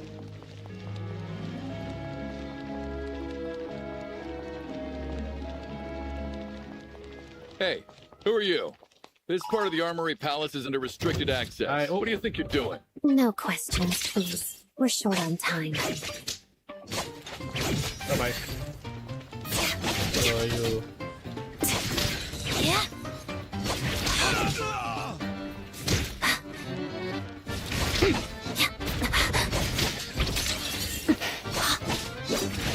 Peel away.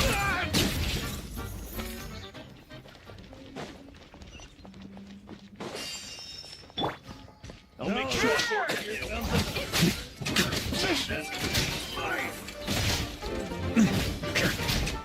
Thunder! Warrior sweeping in!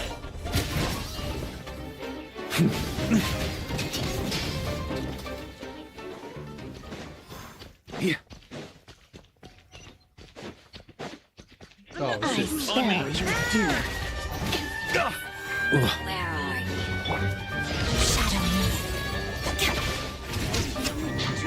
descends. Crystalline Adagio. No escape.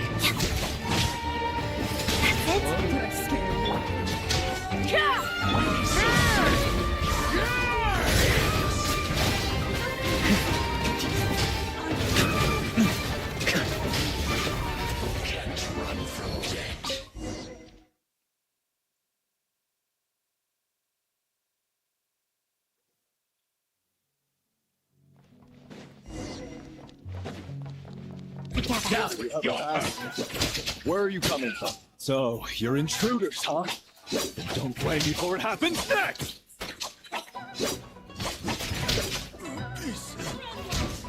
Nowhere to hide. Let's begin. Witness the snow swan's grace. Did it take too long?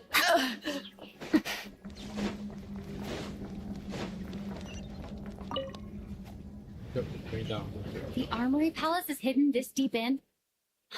This place is much bigger than I imagined. They're conducting top-secret research, after all.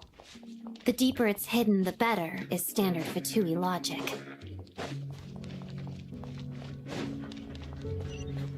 The style doesn't really look like the Fatui's handiwork, though. They must have requisitioned some structures from a past civilization. It also serves as a bit of a disguise. Looks like we're in for a intruders! Stay alert!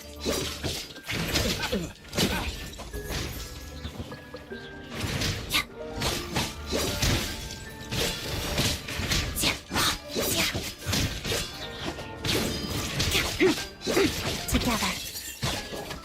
Pirouette. Crystalline Adagio.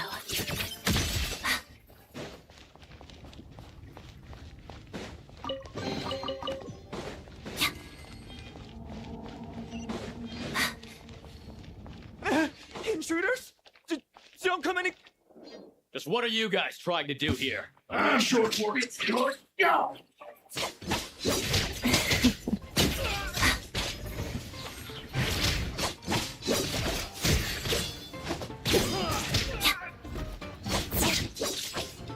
Mission.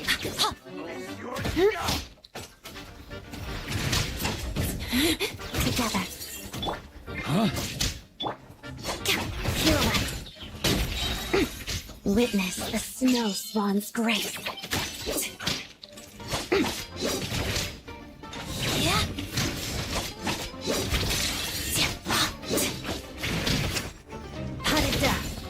No one interferes with the jester's work.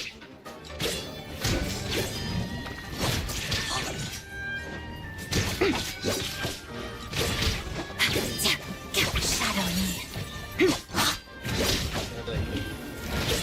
That's it? That's what this is. Oh, bro. What pain feels like.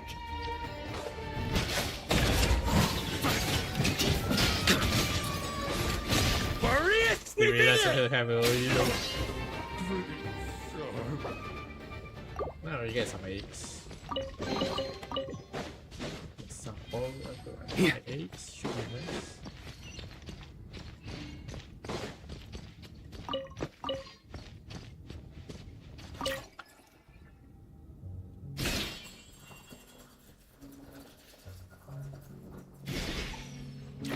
Ooh.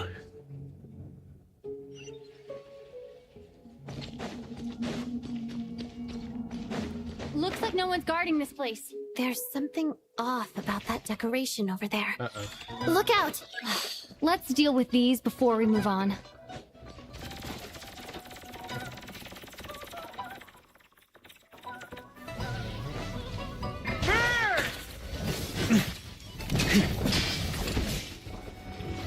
There's two more. On me. Here. Up the ante!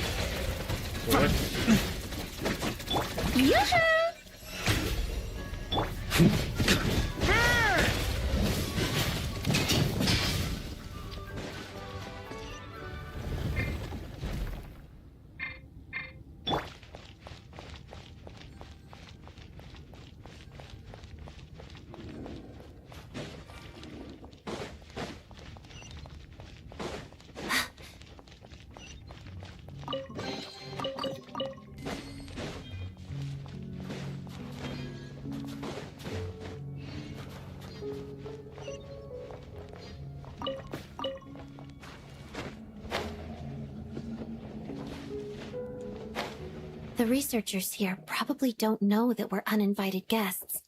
Let's try not to hurt them. What's the big star from the theater doing here? That's Miss Odette. She's a member of the Fatui. Don't tell me you didn't know that.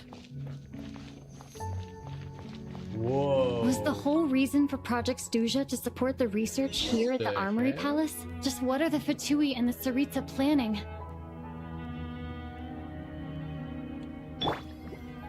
May I present?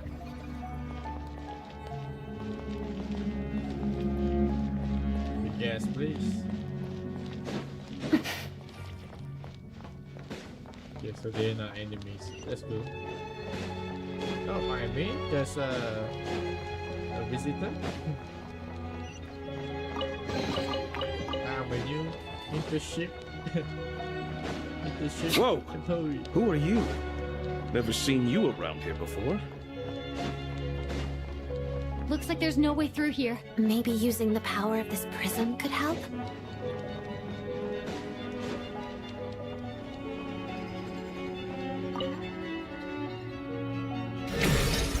Okay. I think I see some images. It's the prism's power at play, causing images of the past to reappear, albeit only as... Paimon and the Jester? Is this another scene from the past? What? Yes. It looks quite old, though. I don't think it happened in the recent Paimon past. and Jester were friends? The fuck? Paimon never told me that. What's going on here? What happened? The source seems to be the Armory Palace. They must have started some large-scale experiment. Wait, what if this has something to do with Paimon? What the hell? We need to hurry!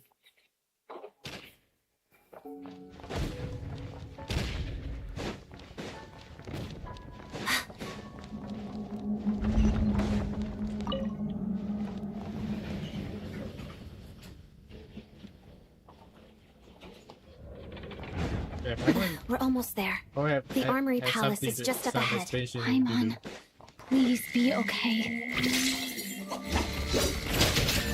Mission over.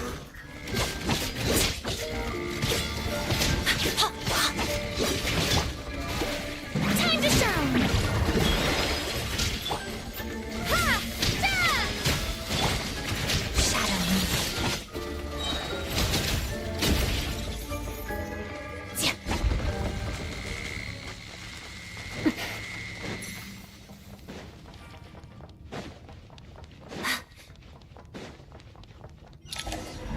This much, I think we might know what Paimon is What's in going on? this latest update. Wait, I remember this feeling. It's the curse of death. No, not now. Why is the curse of death striking again already? Odette? Oh, not again. Is this the afterlife again? I need to find a way back to reality. Is that Odette's core Ignis?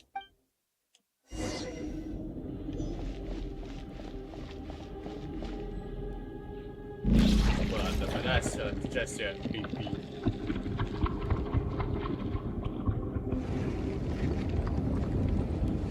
There goes my stairs.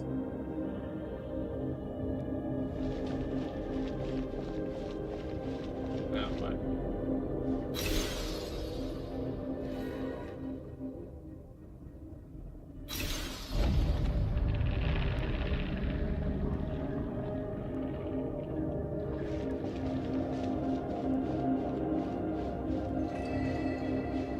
The eyes just straight up creepy as anything.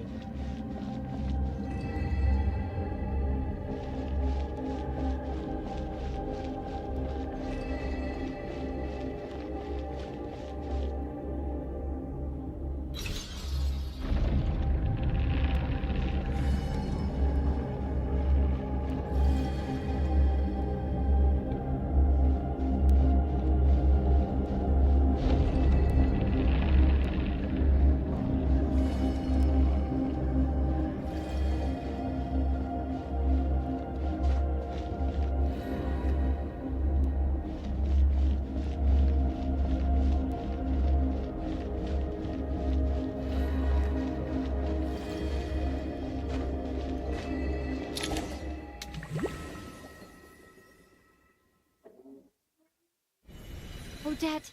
Odette! No signs of life, but past experience says that she should be resurrected before too long. Right? Did Odette intentionally use her core Ignis to guide my soul? I feel like something similar happened in a dream I had before. Thank you, Odette. If not for you, my soul wouldn't have found its way back to my body so quickly, and I might not have woken up so soon, but I'm sorry. I don't have time to protect you. I have to use the time you bought me to get Paimon back.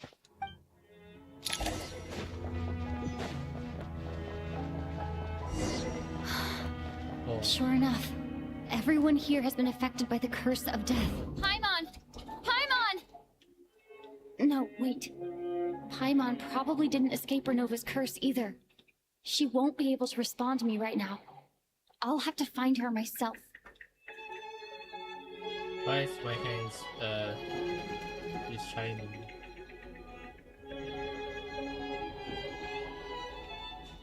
Sebab Nova dia tak apa, dia tak buat lagi 3D model dia kan. Tak, sebab pasal ni 3D model dia tu lain. Mija pun kena. Is this the laboratory he works in? What happened here to trigger the curse of death again so soon? I'll have to ask him when he wakes up. Finding Paimon has to take priority now. That's her. Found her! Paimon really is here! Oh,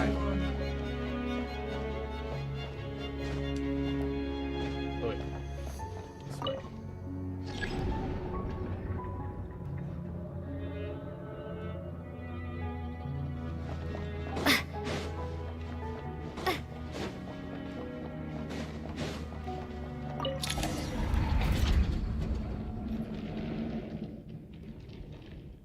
Oh, yo! Are we gonna see Renova? Oh, let's go! They need me. It's really money already.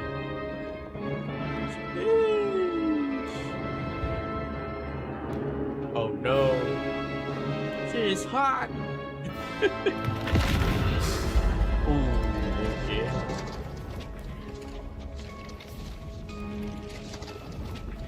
You don't learn, do you? Renova. You've already been involved in one mass death, and now you show up at the scene of another. This might have passed for a coincidence the first time, but a second time? Am I to assume you are intentionally interfering in Snezhnaya's affairs? Judging by your expression, it seems that you understand little of what is going on here. In that case, a word to the wise. Do not interfere in Snezhnaya's affairs. A civilization that fails to learn its lesson constantly depletes its own worth. It will one day lose any reason for its existence. And as a descender, you are perfectly suited to be the lifeline to which a dying civilization might desperately cling. Consider your position carefully. No advice needed. I'll make my own judgments. Suit yourself. When the day of reckoning arrives, not even a descender can hope to escape unscathed. The time for resurrection fast approaches. The mortals here are not yet worthy to behold my form.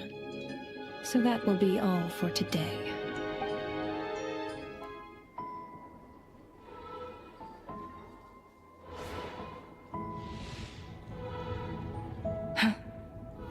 That thing is coming with me. Paimon? Oh my god, Paimon is definitely the one of the heavy things.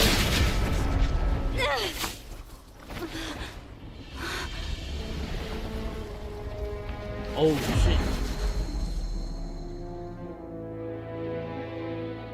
You awoke sooner than I thought. The curse of immortality is stubborn, unable to enter the ley lines, yet not content to remain a spirit. Ruler of death, what do you want? You perplex me. Both you and you. That thing may be a creation of Celestia, but it possesses none of Celestia's power, let alone authority. Your obsession with it baffles me. No matter, the resurrection will soon begin. It's worthless anyway. I'll reclaim it next time. Oh shit. Am I gonna find her? Damn, I use all my elements. Hey, who says there'll be a next time?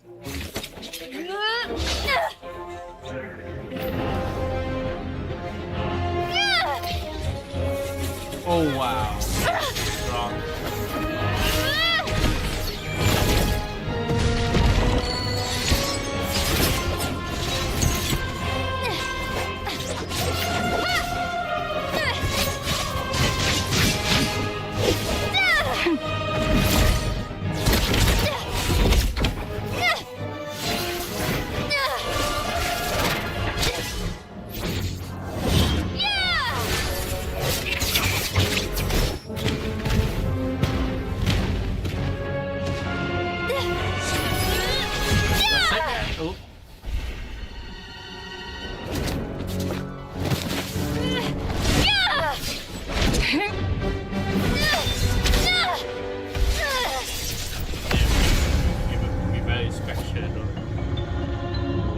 Still too weak.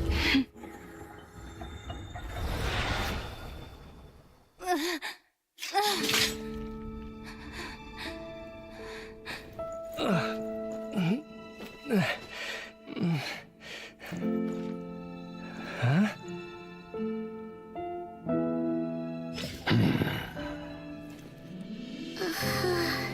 Hi, Mom.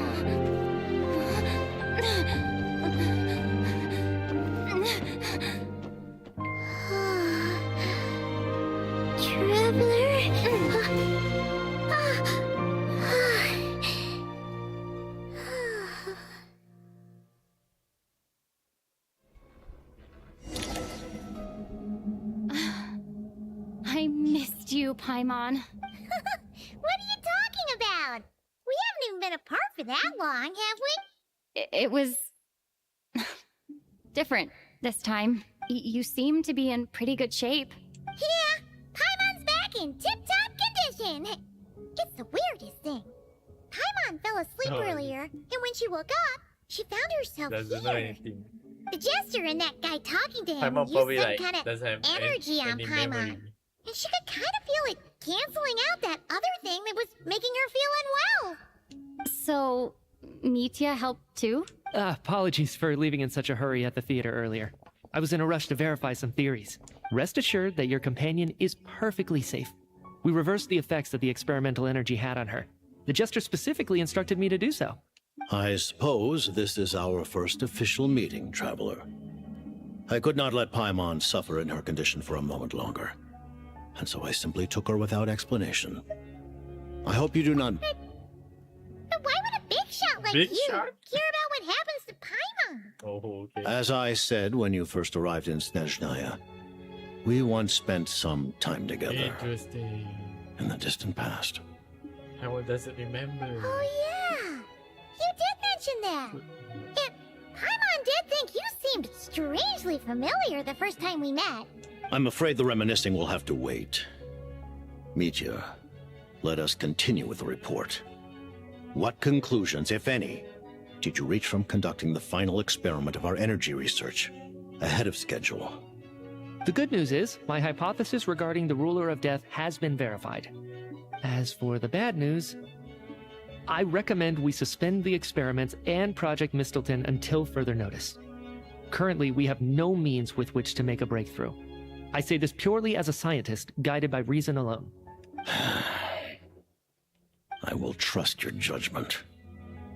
We shall put the project on hold until the ruler of death has been eliminated. What? Wait, what are you guys talking about? You want to get rid of Renova? By whatever means necessary, so long as it removes the threat she poses to us. Until then, everything we do will be in vain. After what just happened, I've ascertained Renova's goal.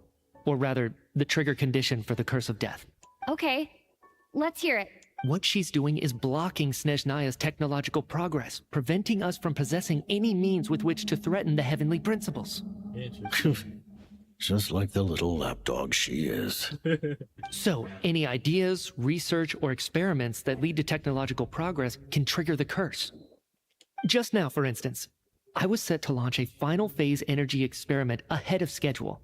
If the experiment was successful, we could have achieved a crucial breakthrough. As expected, though, the moment the experiment began, all the researchers, technicians, and witnesses died from the curse. All that effort, not to mention the energy and materials we relied on Project Stuja to gather for us, went to waste. In the end, nothing was gained. Yeah, so when they Does woke that up, mean something similar forget. happened when we were at the theater? That's right. It's like, During the performance, got an idea I how thought to of an make a nuclear important bomb. breakthrough regarding And the then, like, experiment, at and night, and wound then up dragging come everyone back into alive, this. man. Forget about the bomb was like, what was it again? Or what's the formula? So the nature of the curse seems to be something like, when moments of technological progress occur, all life in the vicinity is taken away. What a violent method! Of course, that meant the curse was normally limited to the Armory Palace. Since outsiders are forbidden from entering, this mass death phenomenon went unnoticed until Odette came along. I believe she was the first witness. The curse of death was triggered just before she infiltrated the Armory Palace that day. But you mentioned something about a final stage experiment. That's right. Even with the gods locking certain key components out of reach, humanity can still advance technology in incremental steps accumulated over time. But, as I'm sure Renova anticipated, even incremental progress has its limits. A point where the truth you're seeking must be put to the test in an experiment. You mean the experiment you were just about to do? Yes, we were at a critical juncture, a moment where the quantitative was about to translate into fundamental qualitative change. With this single experiment, we could have brought everything we've worked for to fruition. But now, after already being forced to fumble around in the dark all this time, it feels like we've truly hit an impenetrable wall. As long as Renova's curse of death persists, we won't be able to advance the experiment or obtain any results. And with Project Stuja having been in effect all this time, at our nation's current strength, repeated trial and error is simply unsustainable. Only by eliminating Renova first will it be possible to continue advancing our plans. But she's the ruler of death! She can just kill whoever she wants, right? We'll see. But one thing's for sure. She definitely can't just do whatever she wants. The best proof of that is me, standing here, very much alive. You're saying... Wouldn't it be easier to just kill all of us researchers for good? Why resurrect us over and over again? Yeah, why though? So, you're saying even the ruler of death has limitations we don't know about? Exactly. And I think that's where the key to our breakthrough lies. Regardless, the ruler of death has always been an obstacle we must overcome. Indeed, we must face life, death, time, and space. After all, our goal is the heavenly principles. The Fatui want to challenge the heavenly principles? For a long time, I've had a vague suspicion the Fatui and the Tsaritsa were targeting the heavenly principles. But hearing the Jester admit it is still a shock. No wonder that Tsaritsa's goal has always been kept a secret from the people. What kind of road will that lead Snezhnaya down? In that case... Lord Jester, I would like to request some leave. I'd like some time to organize my thoughts and go over the data. Granted. Get some rest, put the experiment out of your mind, and take care that the curse of death doesn't affect any civilians.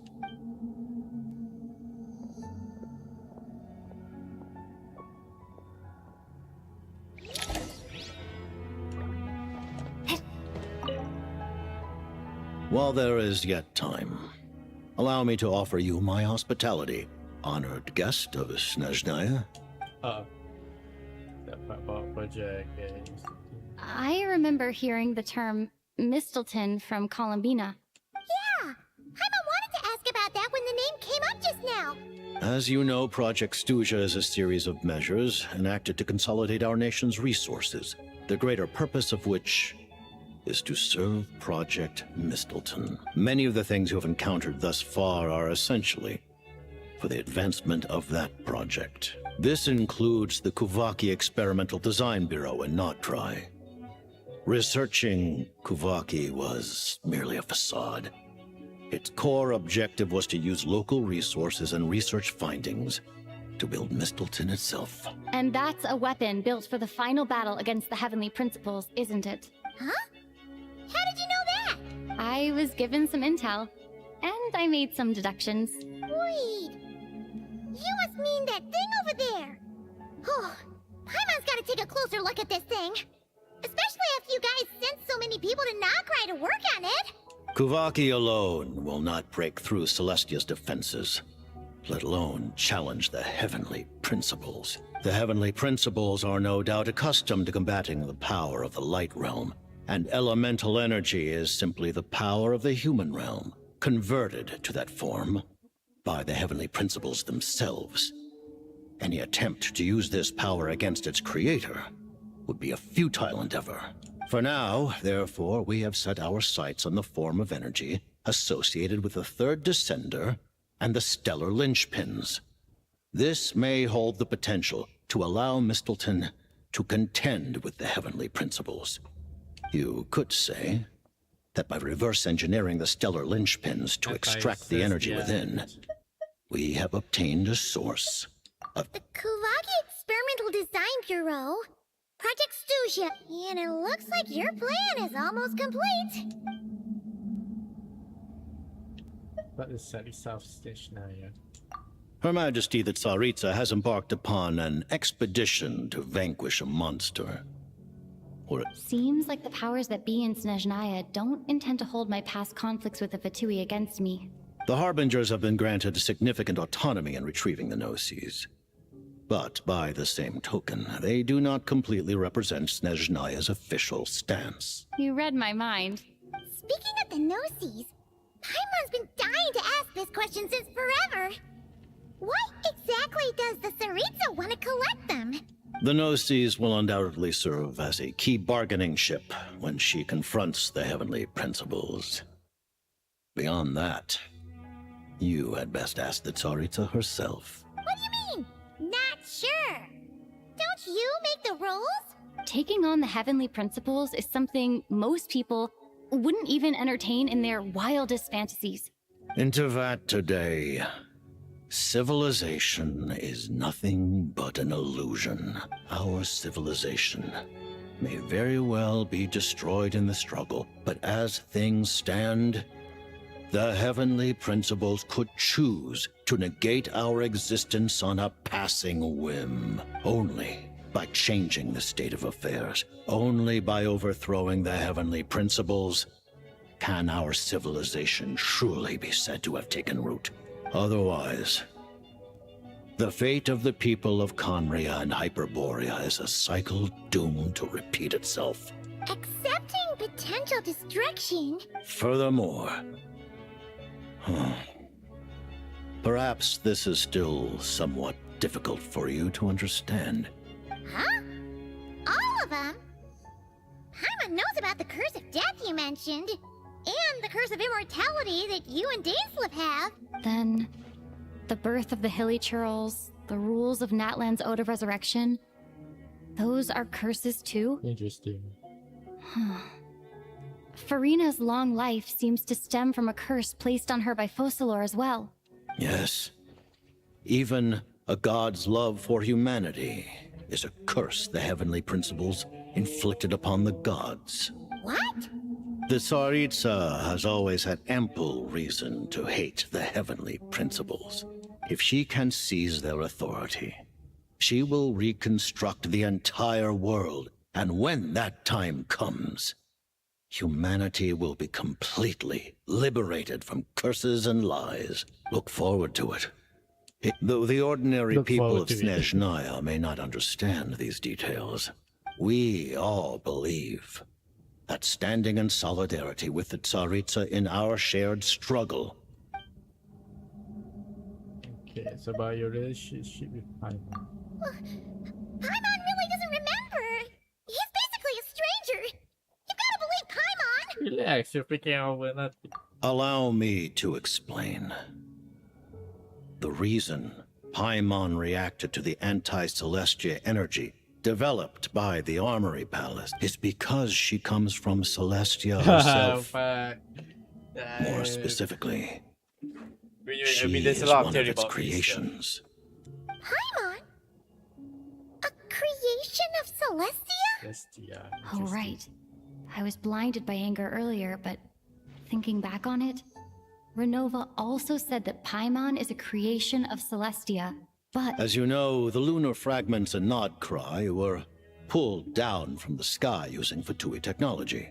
But the first application of this technology was in Conria, over 500 years ago. I used this technology upon the heavens, and the response I received was none other than Paimon, descending from Celestia. Interesting. I presented her to the Vinster King, but he took no interest in this gift, nor did it satisfy him. Bruh.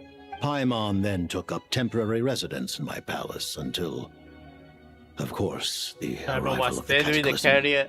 The Carrion massacre? I'm a little confused.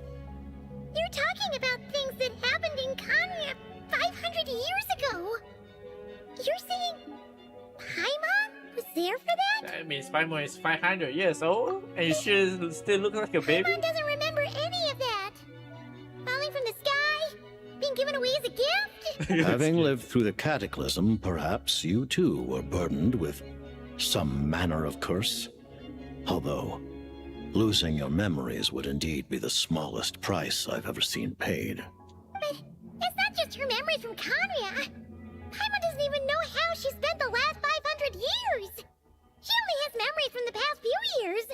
No matter how hard she tries to remember. What was Paimon like back in Conria? Did she know a whole lot because she came from Celestia? Probably walk. Was she super smart? Unfortunately, when you arrived in Conria, your consciousness was like that of a newborn infant. None could say what kind of being you once were in Celestia. So she said just During like the time Gugu you lived in Gaga? Conria, your personality was no different from how it is now. Oh my god, that's so funny, bro. So she's just Gugu Gaga after doing when she first arrived. Gugu Gaga, Gugu Gaga, Gaga Goo. I wonder. As a taken by your charm. Aw, man!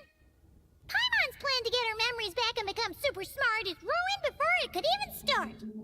You know, even though Paimon lost her memories, she still feels weirdly close to you for some reason. That must mean you took pretty good care of Paimon back then, huh? On the contrary, I completely ignored your existence. Bruh. I was entirely focused on my struggle against Thruptatir the Wise. But now, as I see it, it is as if you are the only sane thing that survived that era of insanity. And thus, are worthy of protection. Noted. Man, Paimon's gotta stop projecting friendship on everyone she meets. But, Traveler? Even though you know Paimon's some creation of Celestia now, you still want her, right? You're not going to abandon her? For me, you still Paimon. Paimon is Oh, Paimon. phew! That's a relief. Paimon's just learning about this too. She's barely even processed it.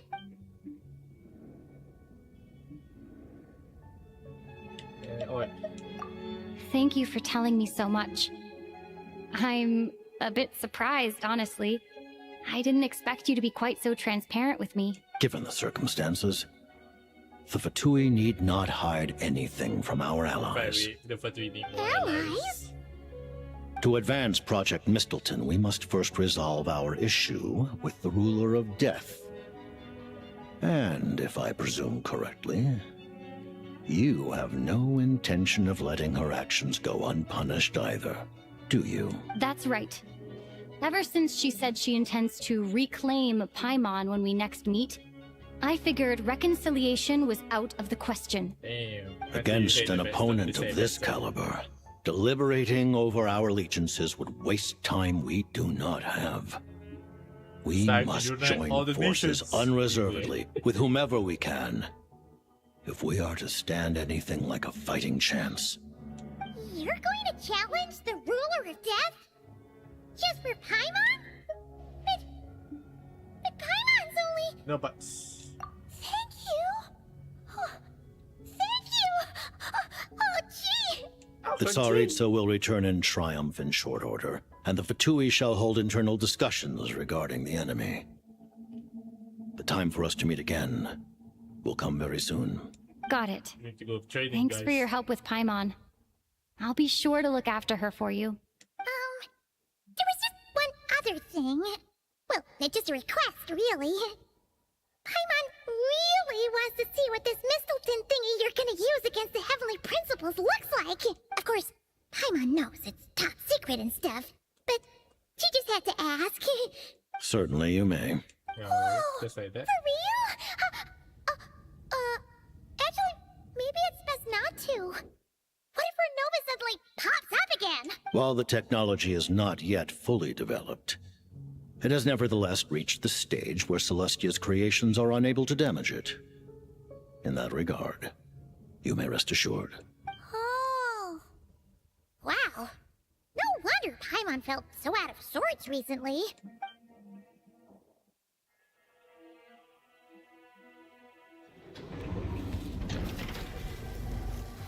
Whoa, what the heck is that?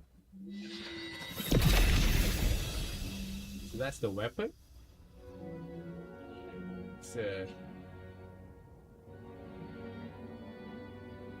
It's a sword lance? Huh. Interesting.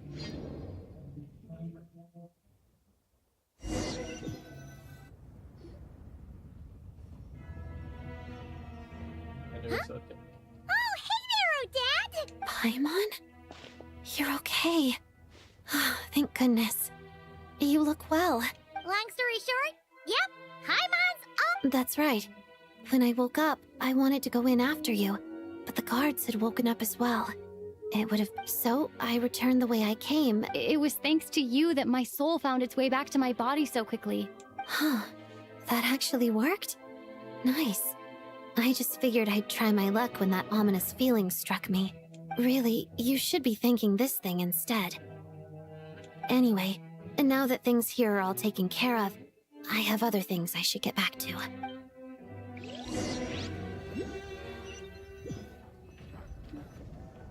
Ah, Director Chuganov, you're back. We just received notice that Project Stuja has been suspended. So this is the preliminary plan. In addition to expanding production capacity, we've also discussed feasible layoff plans to optimize revenue and expenditure structure. Our calculations indicate that the factory's profits will increase by at least 30%. That won't be necessary. Leave the energy for those who need it. Whether they use it just to get by or to run a business, that's up to them. Start preparing to halt production and lay off the staff. Make sure the workers are able to land on their feet and that they are duly compensated. Thank you all for your hard work during this time. Am I hearing you right? Why? I just suddenly don't want to do this anymore. Huh.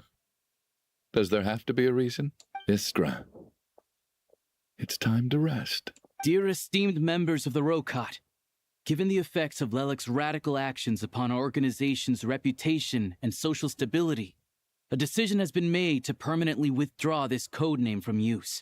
Considering that Lelik did what they did for the benefit of the people, the Rokat has nevertheless negotiated with the authorities, ultimately securing a waiver for all penalties due to them.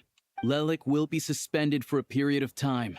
Depending on their future performance, they may be allowed to adopt a new codename and continue acting as part of the Rokat. The purpose of this notice is to remind everyone once again that motives and methods are equally important when one operates in the shadows. Even with Project Stuja's suspension and our interim operational victory, we must guard against complacency and rashness and work to consolidate the progress we have made so far. We act only for the greater glory and solidarity of our nation. May the aurora shine ever on. We act only for the greater glory and solidarity of our nation. May the aurora shine ever on. Looks like it's finally over. You mean for us? Just thinking out loud, I've never seen the Snezhna Gradvecha so lively before. I never once thought I'd come here. Alright. But I understand everything now. Rosaline. Rosaline? Oh, is Rosaline cemetery? Grave?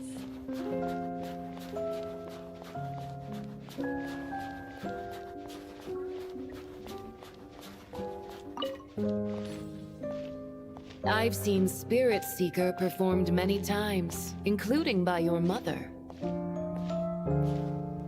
Why do you bring that up all of a sudden? Even though the choreography is always identical.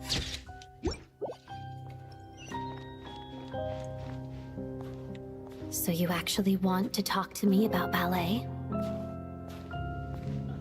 I just think it would be a pity if the dance was lost to history.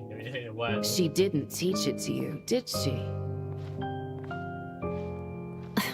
That was an unusually subtle taunt for you.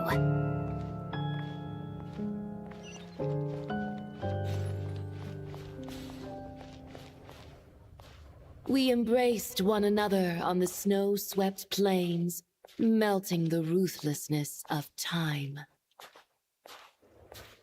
But when our bodies, in pieces, are cast to the winds, what of our love will remain behind?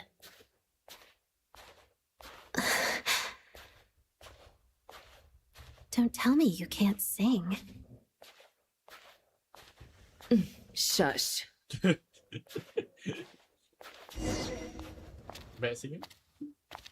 Oh, damn. I understand her hatred. The Fatui robbed her of the life she should have had. I never opposed her dancing. Yet still I became an enemy of her ballet. I'll just keep my distance. Many despise me. I'm used to it. You're certainly not one to shy away from confrontation. But children, they need a different approach.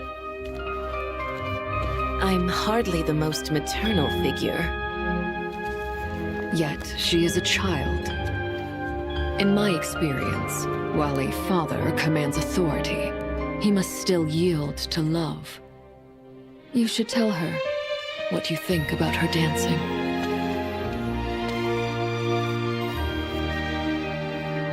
Odette will soon take the stage at the Koralyevsky Theater. This could be your chance. Geonosis secured. It went smoothly.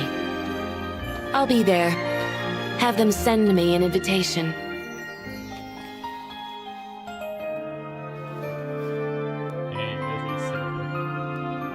Sadly, things didn't work out.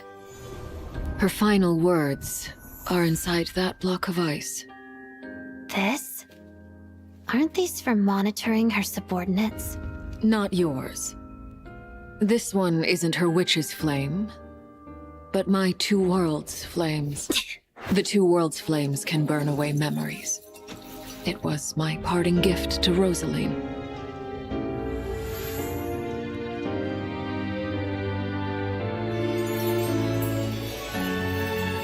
If all goes to plan, she and I will both live to see the Tsaritsa succeed. I believe she'll find peace. But if anything happens to me, she needn't follow in my footsteps. The cryo-energy will fade away in time. Then the two worlds' flames will burn away all memories of the Fatui. She'll be free to dance. She deserves this. I will handle the aftermath. The choice is yours, child.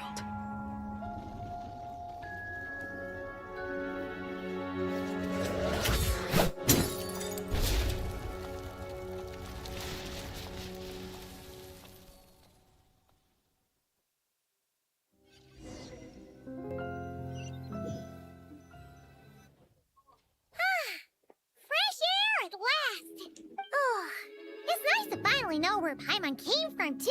It did make Paimon a little nervous at first, but, like, who cares if Paimon's a creation of Celestia? She's probably not anyone that important. And like you said, this doesn't have to change anything between us. You're not gonna just... Hey! Hurry up! You've spent the last few days lying in bed and stuffing your face. I didn't think you'd be able to fly this fast. Says who? Paimon's as agile as ever. Paimon originally wanted to check out the bookstores in Snezhnograd, but she's more in the mood for flying around right now, so... Wait! They've got light novels from Yai Publishing House here, too! Huh? And this is Paimon's favorite mystery story from Fontaine! The local Snezhnaya books look pretty interesting, too, but... I thought you were in the mood for flying around. Paimon can read while she flies! Hey! Look at these two dolls! Which do you like better? Oh. Alright! Boss, we'll take both! Oh. I thought we were only getting one. There you are. Paimon will grab this, and then... Huh? Huh?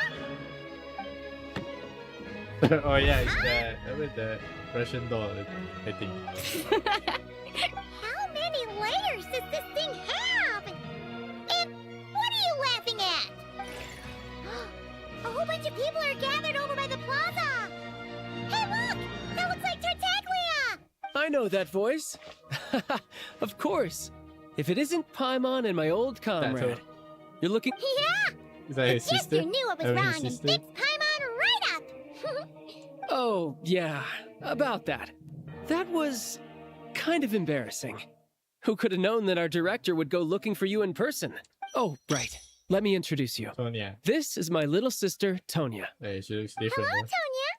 Hello. Firstly, I'm really sorry about my brother. Hey now, why'd you have to start with that? So she's the real Tonya. She said you two didn't manage to meet up at the theater. She waited ages for me, and when I didn't show, she got a little worried and went outside. You mean with Tonya, I'll be going in your place? I know, right? He didn't bother to say a word to me. I searched up and down the city for him, and he only told me about it when I finally caught him at the gates of Glupov. I've been rushed off my feet lately, so I didn't get the chance to go home. Well, the snow was bad, and you're never late. So I was really worried about you. How was I supposed to know that you'd stood me up? I'm sorry, Tonya. I really am. Although the mix-up led to a series of misunderstandings, it's probably for the best that the real Tonya didn't get caught up in that mess. Thank you. Besides, it's obvious that Tartaglia isn't usually one to break a promise. He only gave his ticket to me because he had to look into Lelek. No, it's fine. It just meant I didn't get to see the show in the end. By the way, what did you think? You were one of the first people to see it, you know? I would say the best is yet to come. Huh? What kind of review is that? Hey, yes, review. Oh, can't see. Oh, is this Alisa's gonna arrive?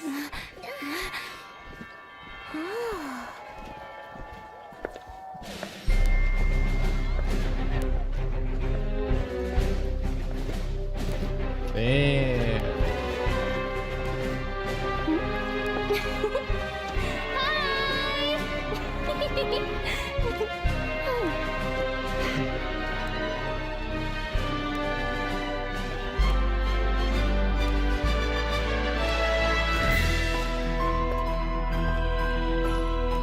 Damn, she's pretty though.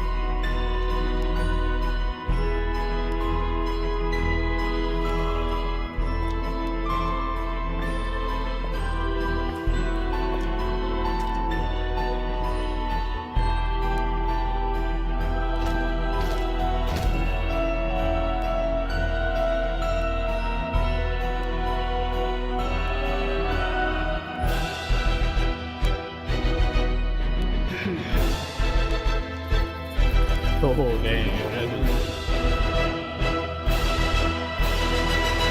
We continue. Oh, shit. Can't wait for the next update. Let's go. Finish it, guys. Let's finish it. That's the first act of the story, I would say. That was really good actually. That's really good. I think it's like the best one after since Don't Cry though. Tapi tu biar ada lagi kan feature kan. This was the first act though. So I tak boleh bagi judge tu awal-awal. Tapi it's quite good. I really like it. What's this? Status wheel with animal makes cryo etc. Oh, is this a new elemental reaction? Interesting. Alright, so since we finished, I guess I shoot off the stream now. Oh wait, hang on, let me let's do one something cool but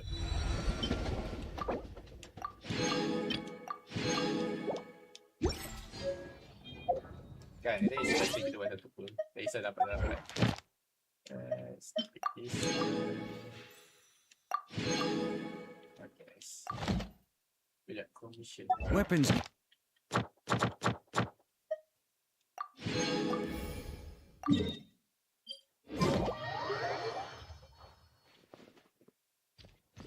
Add Thank you for Add Astra Episosk.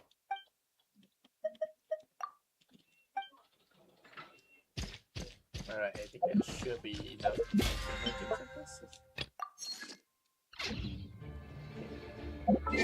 Apa banyak? Saya tak suka nak buat satu tempo ni. Dia dah 8 kita dapat. 8 siapa yang free tu kan? Ya, cukup. Ya, cukup satu pull. Alright. What we gonna pull? I guess kita just pull for that lah sebab kita already ada allocated untuk nak pull but and for that dah ada history. Last one. Tak ingat, dia suka skip tak ada counter ni. Saya rasa kalau tahu apa tak ada apa PT counter juga sikit. Aku tak tahu dia punya actual apa lagi aku perlu buat.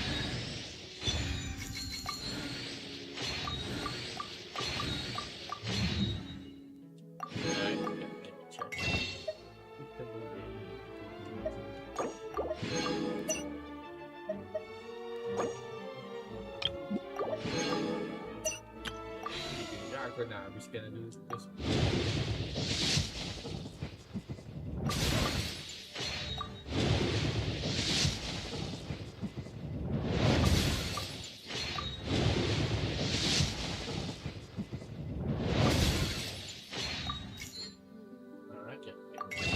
Alright guys. Alright guys, thank you for watching. You guys have a great day. Don't forget to like, don't forget to subscribe, and we'll see you guys next time. Bye bye.